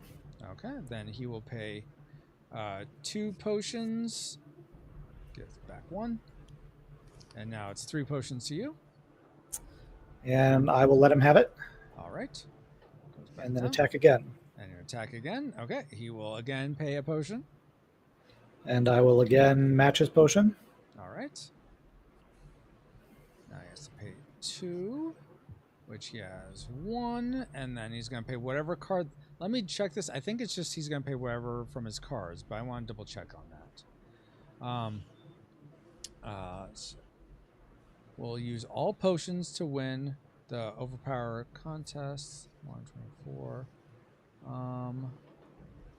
Let me check. I think I need to spell that out a bit more. Let's see. Yeah, I don't think I have anything specific about a Warlord. But these do count as potions, so I just need to specify this a bit more, that he will use his cards if he has no potions. Not all of them. This one. All right, so he just spends 2 extra potions that he didn't need to, but now it's 3 to you, Brian. And I will once again let him have it at this point. All right. Sounds good. Connect. All right, and now it is my turn. Let's do this. Oh, I can't team up with you, Drew. I was going to team up with you, but I can't. So I will just... you know what? I will attack as well with my Haunted Lighthouse Phantom's Pledge. So let me see what that is again. 4, 7, 16, 26, 35,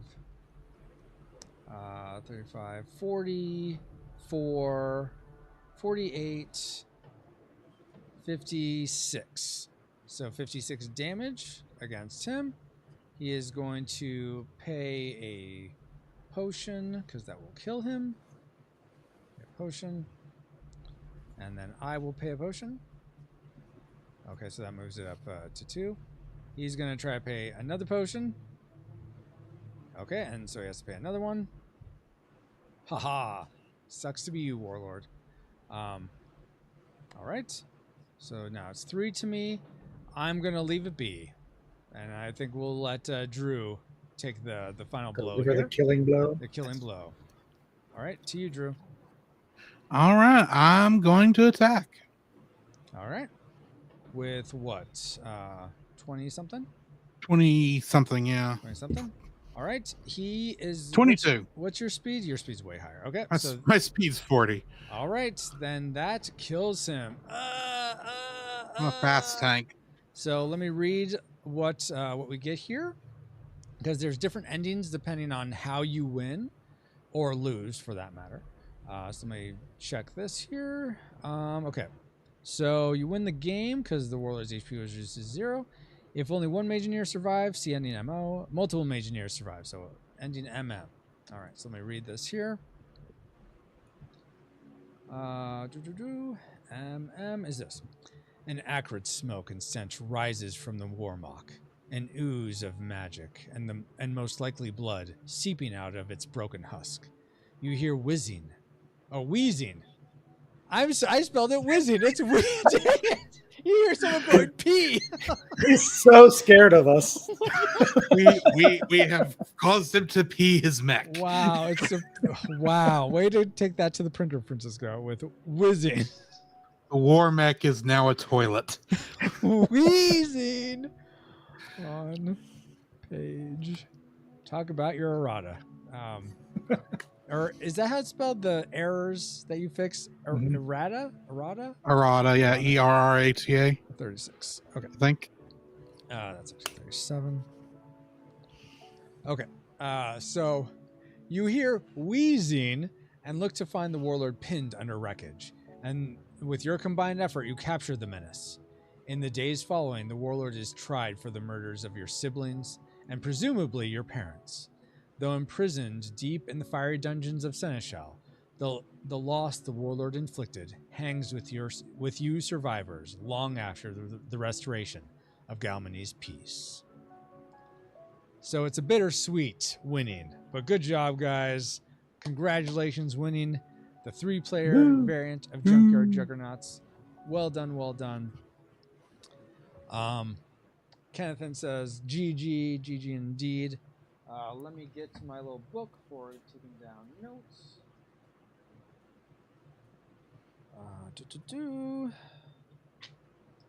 Writing down this.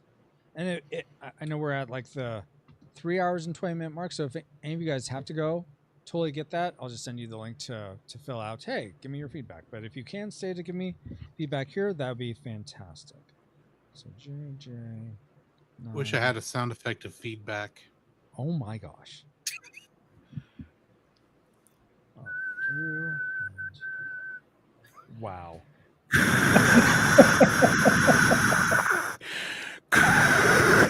Yoshi also says GG's. Okay, guys. Brian or Drew, whoever would like to start. I would love to hear from you. First off, how do you feel like the travel and camp mechanic? Actually, no, let me take that back. How do you feel the salvage mechanic where you just take 6 cards, get rid of some, and take whatever the same amount you got rid of? How do you feel like that went? Did you like it? Did you like it better before when it's 1 card at a time? How did you feel about that? I liked it better. I think it just cuts to the chase instead of because the snake draft kind of felt like it was slowing things down at the beginning. Yeah. You want to get into the game. Yes, exactly. Actually, I'll agree with that. Okay. Especially if you remember to take out the 6 cards for the Warlord. Yes, okay. Wow. Like salvage. Okay, then my second question is how do you feel about the traveling then camping thing? Do you like it, not like it? Want to see it change in any way? Any comments or feedback about that? I really like having more options Mhm. other than just what I landed on, Mm-hmm. because there's sometimes like the only thing I can reach is a barbarian camp, and I don't want to lose HP. Yeah. So having the option of doing the patrol or just doing the augmentation is nice to have that choice. Yeah. Okay. And I really like the patrol thing of having more monsters to fight in the Mm-hmm. interim, even though I only tried it once and failed. Why were there monsters here? I want monsters. No, that's totally fair. What do you guys think about? I know you only did it once, Brian. I know me and Drew did it a couple more times. How do you feel if the monster was multiplied by the Warlord power multiplier? So instead of a 12 monster, I think you played last, Drew, it would have been a 36 attack, a 36 HP, 36 speed. It definitely would have made that harder, and it would not have been such an easy decision for me to just say, oh yeah, I'll just attack a monster. I'll probably take it out in 5 seconds because I've got a fairly high attack power and I know I've got the faster speed. So, Okay. So yeah, I would definitely say go ahead and multiply it by that. Yeah, and the reward should also scale as a result. Oh, yeah, well, it does. Like you'll get 3 potions instead of 1 potion. I don't think I want to scale the get a loot from the quest because those can be fairly powerful. Yeah, I wouldn't scale those. Yeah, but yeah, definitely the loot scale or the potion scale. But you could even say, like, if you do get the quest, it could have potions in addition. Mm-hmm. Or what do you think of this? You can look at the number of cards at the top and pick one of them. That'd Like be nice. Whatever the too, yeah. Warlord power multiplier is, so 2 or 3, or just 1. You'll just take the draw 3 cards and pick one. Yeah. Then you just shuffle those cards back into the deck, ones you don't take. Uh-huh.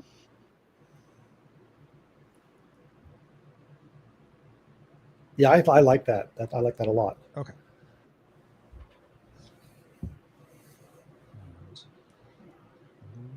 I'm trying to write that down. Hey, my love, by the way.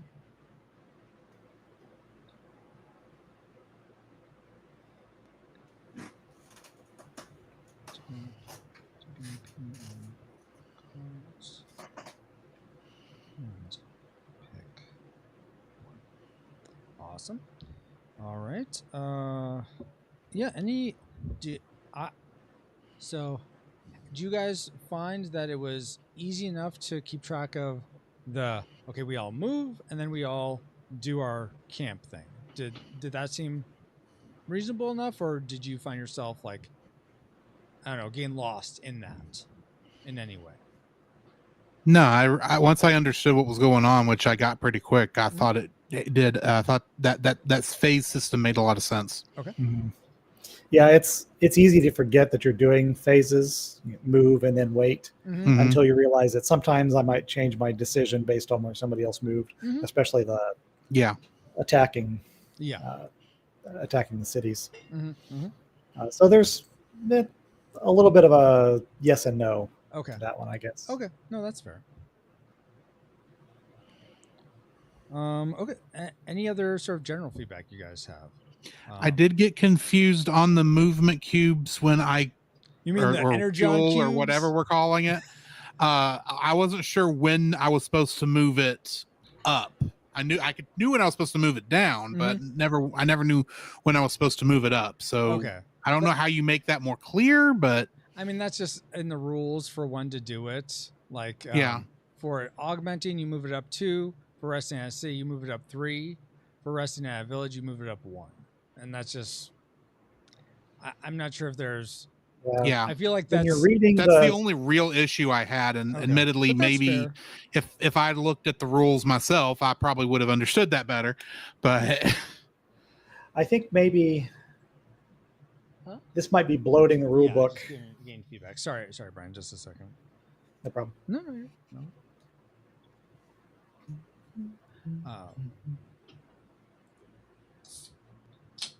Okay, go ahead, Brian, please. So the rules for when to move the energon cube, it might be bloating the rule book, but if there were like a call out section of these are the ways that your movement changes, Oh, okay. so that they're all one together, and so you're like, man, I really wish that I could boost my movement to. How do I do that? Then you could Gotcha. look at that one spot and find out. Yeah, because if I had known of a good way to boost that, I would have actually been able to take more advantage of that relic I had, I think, and would have been able to probably make a better choice as to where to go in order to try. Because I wanted to collect as many of those as I could for, A, I'd get extra HP, B, I'd be taking potions away from the Warlord. Yeah. But because I only ever knew I had 3 and I had no idea if it was moving up or down, I made my best decision, and then Brian took all the ones I was heading towards. Swept them.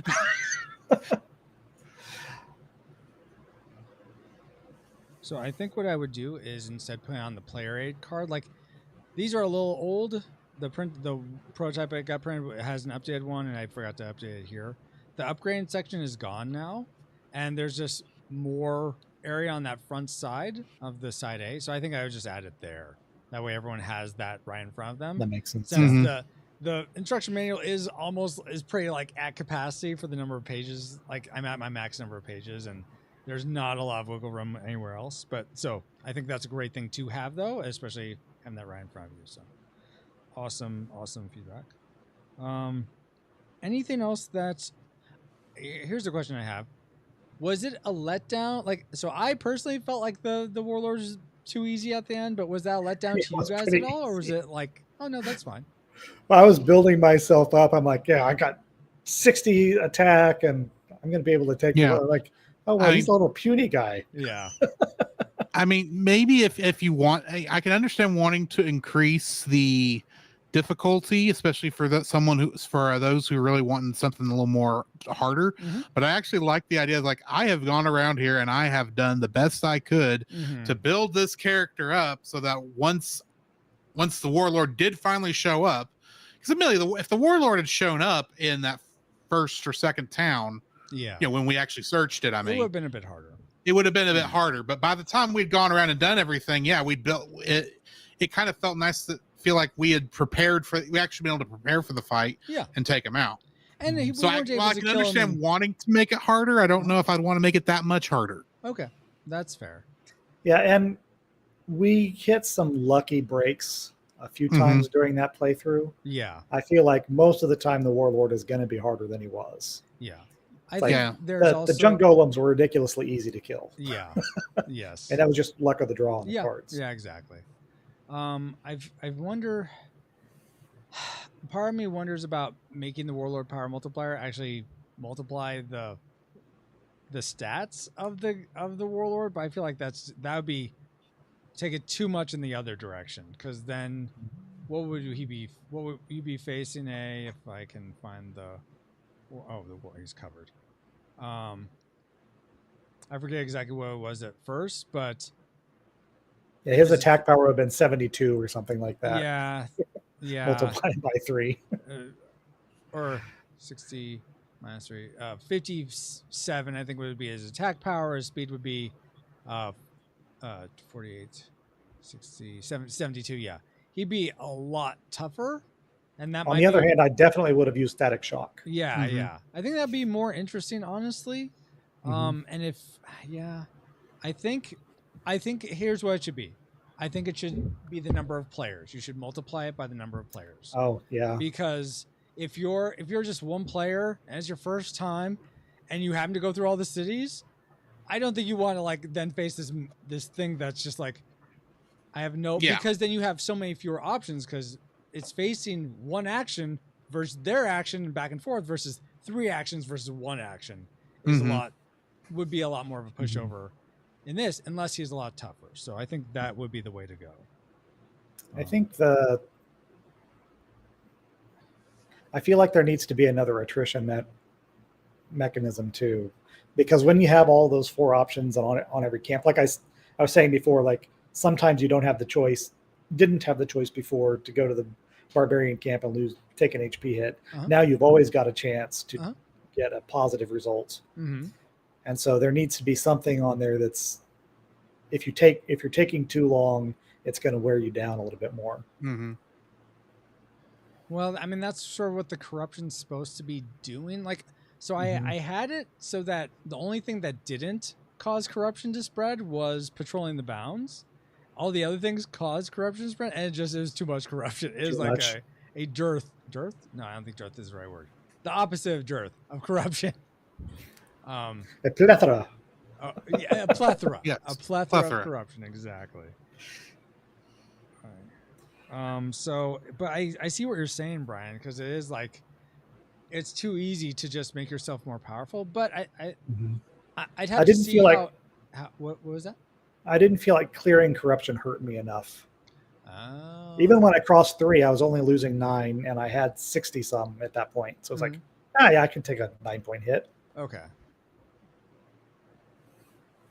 Okay, I'll rethink that, but that's a fair critique. I do like you that feel it is about that, quadratic. Drew? That would definitely make it a little more interesting.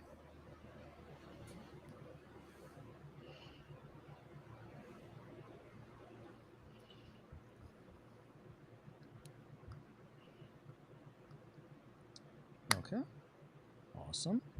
I'm trying to think if there's anything specific. Well, I haven't asked this in a while. So let me ask these things.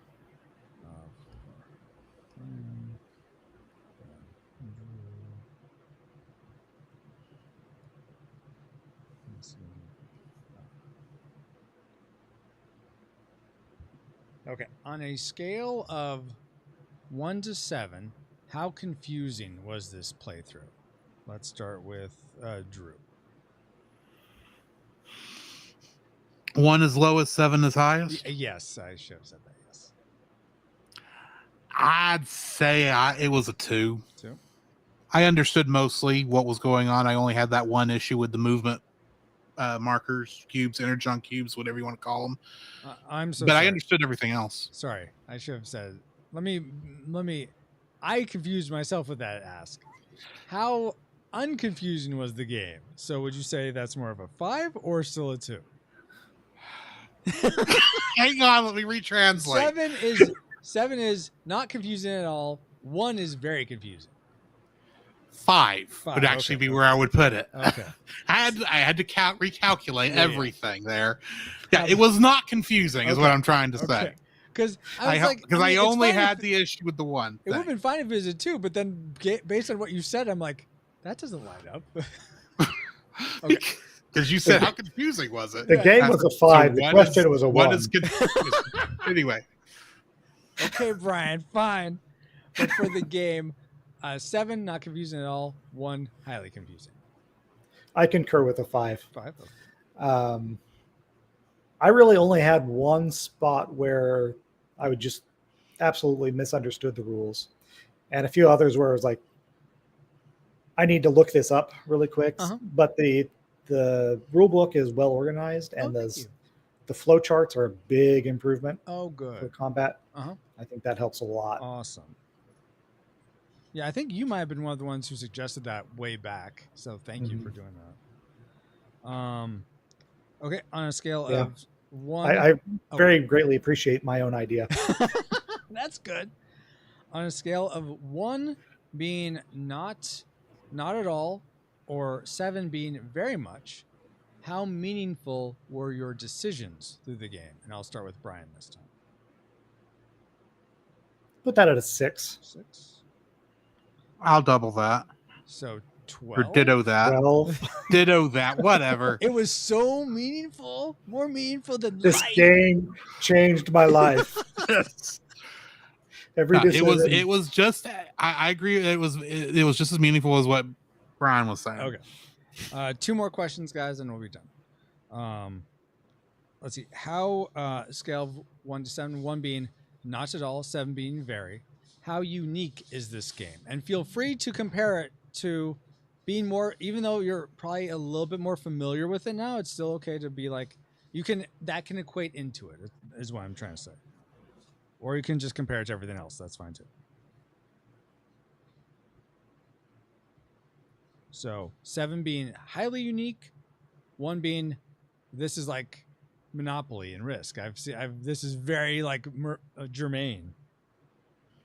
I would put it at a 5. Okay. It kind of depends on your audience. Yeah, that's fair. Because it reminds me an awful lot of Arkham Horror. Oh, really? Okay. Mhm. I've never played Arkham Horror actually, so okay, that's interesting to hear. As someone who doesn't have a chance to play a lot of these games, I'm gonna go with a 6. Okay. So, because I'm not really sure how unique it is, but I doubt it's like. I bet there's other games out here there like it. I'll put it that way. Totally fair.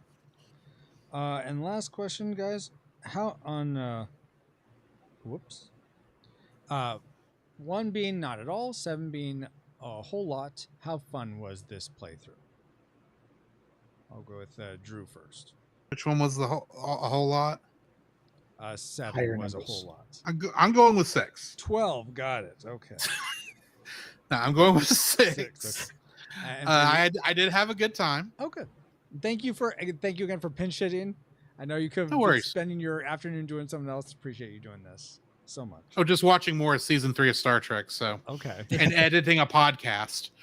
Still Also got to do that. important. Oh. How about you, Brian? I'd say 6 also, yeah. 6 also. All right. Awesome. Thank you guys so much. Any other thoughts, feedback before we skedaddle? I don't think so. Can't think of anything. Okay. Then one more time, Drew, where can people find you online? You can find me at thecellcast.podbean.com, where we have a podcast, The Cellcast, where we review animated movies and television shows. We're in the middle of Bad Movie Month, so come hear me, Jacob, and a guest bash a movie about the Titanic. That was absolutely horrible. Wow. And That's Brian. what's coming out tomorrow. And Brian. And you can find me at the Geek at Arms podcast at geekatarms.com. We're 3 geeks with a love for swordsmanship, movies, video games, comic books, and Jesus. Awesome. And of course, keep it locked here wherever you're watching. Except if you're going to either of those places, then unlock and then relock. Anyway, you can find retro movie reviews at retroradionpodcast.com. We're going to be back on Tuesday for another playtest.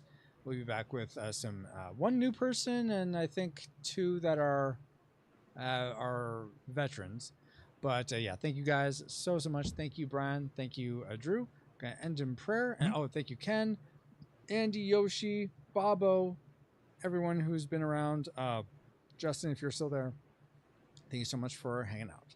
Lord God, thank you for this day. Thank you for this time with Brian and Drew getting to play this game and the fun we got to have. Thank you for us just destroying the Warlord. But regardless, thank you for, regardless of whether we won or lost, we pray that this glorified you in this time and you continue to use it to help me find more of the fun in this game so that when people play it around the table, they can form deeper friendships, deeper connection, and have a deeper time of fun. That doesn't make sense. Just have a funner time. Pray all this in the name of your Son, Jesus Christ, who left all majesty to come down to our depravity. Wow, I am tired. Into our depravity, lived the life we went, taught us how we could, conquered sin, overcame death, being raised to the Father, so that we could all have a right relationship with you where there wasn't a way before. Amen. Amen. Amen. All right, guys. Thank you so much. Until next time, here is your stream face. Yeah. I bet you're glad I went this entire thing without calling you Roy. Oh, hold on. I got something for that. Give me a second. Matthew Quigley. That's right. My name ain't Roy. Here's your stream face once more with feeling.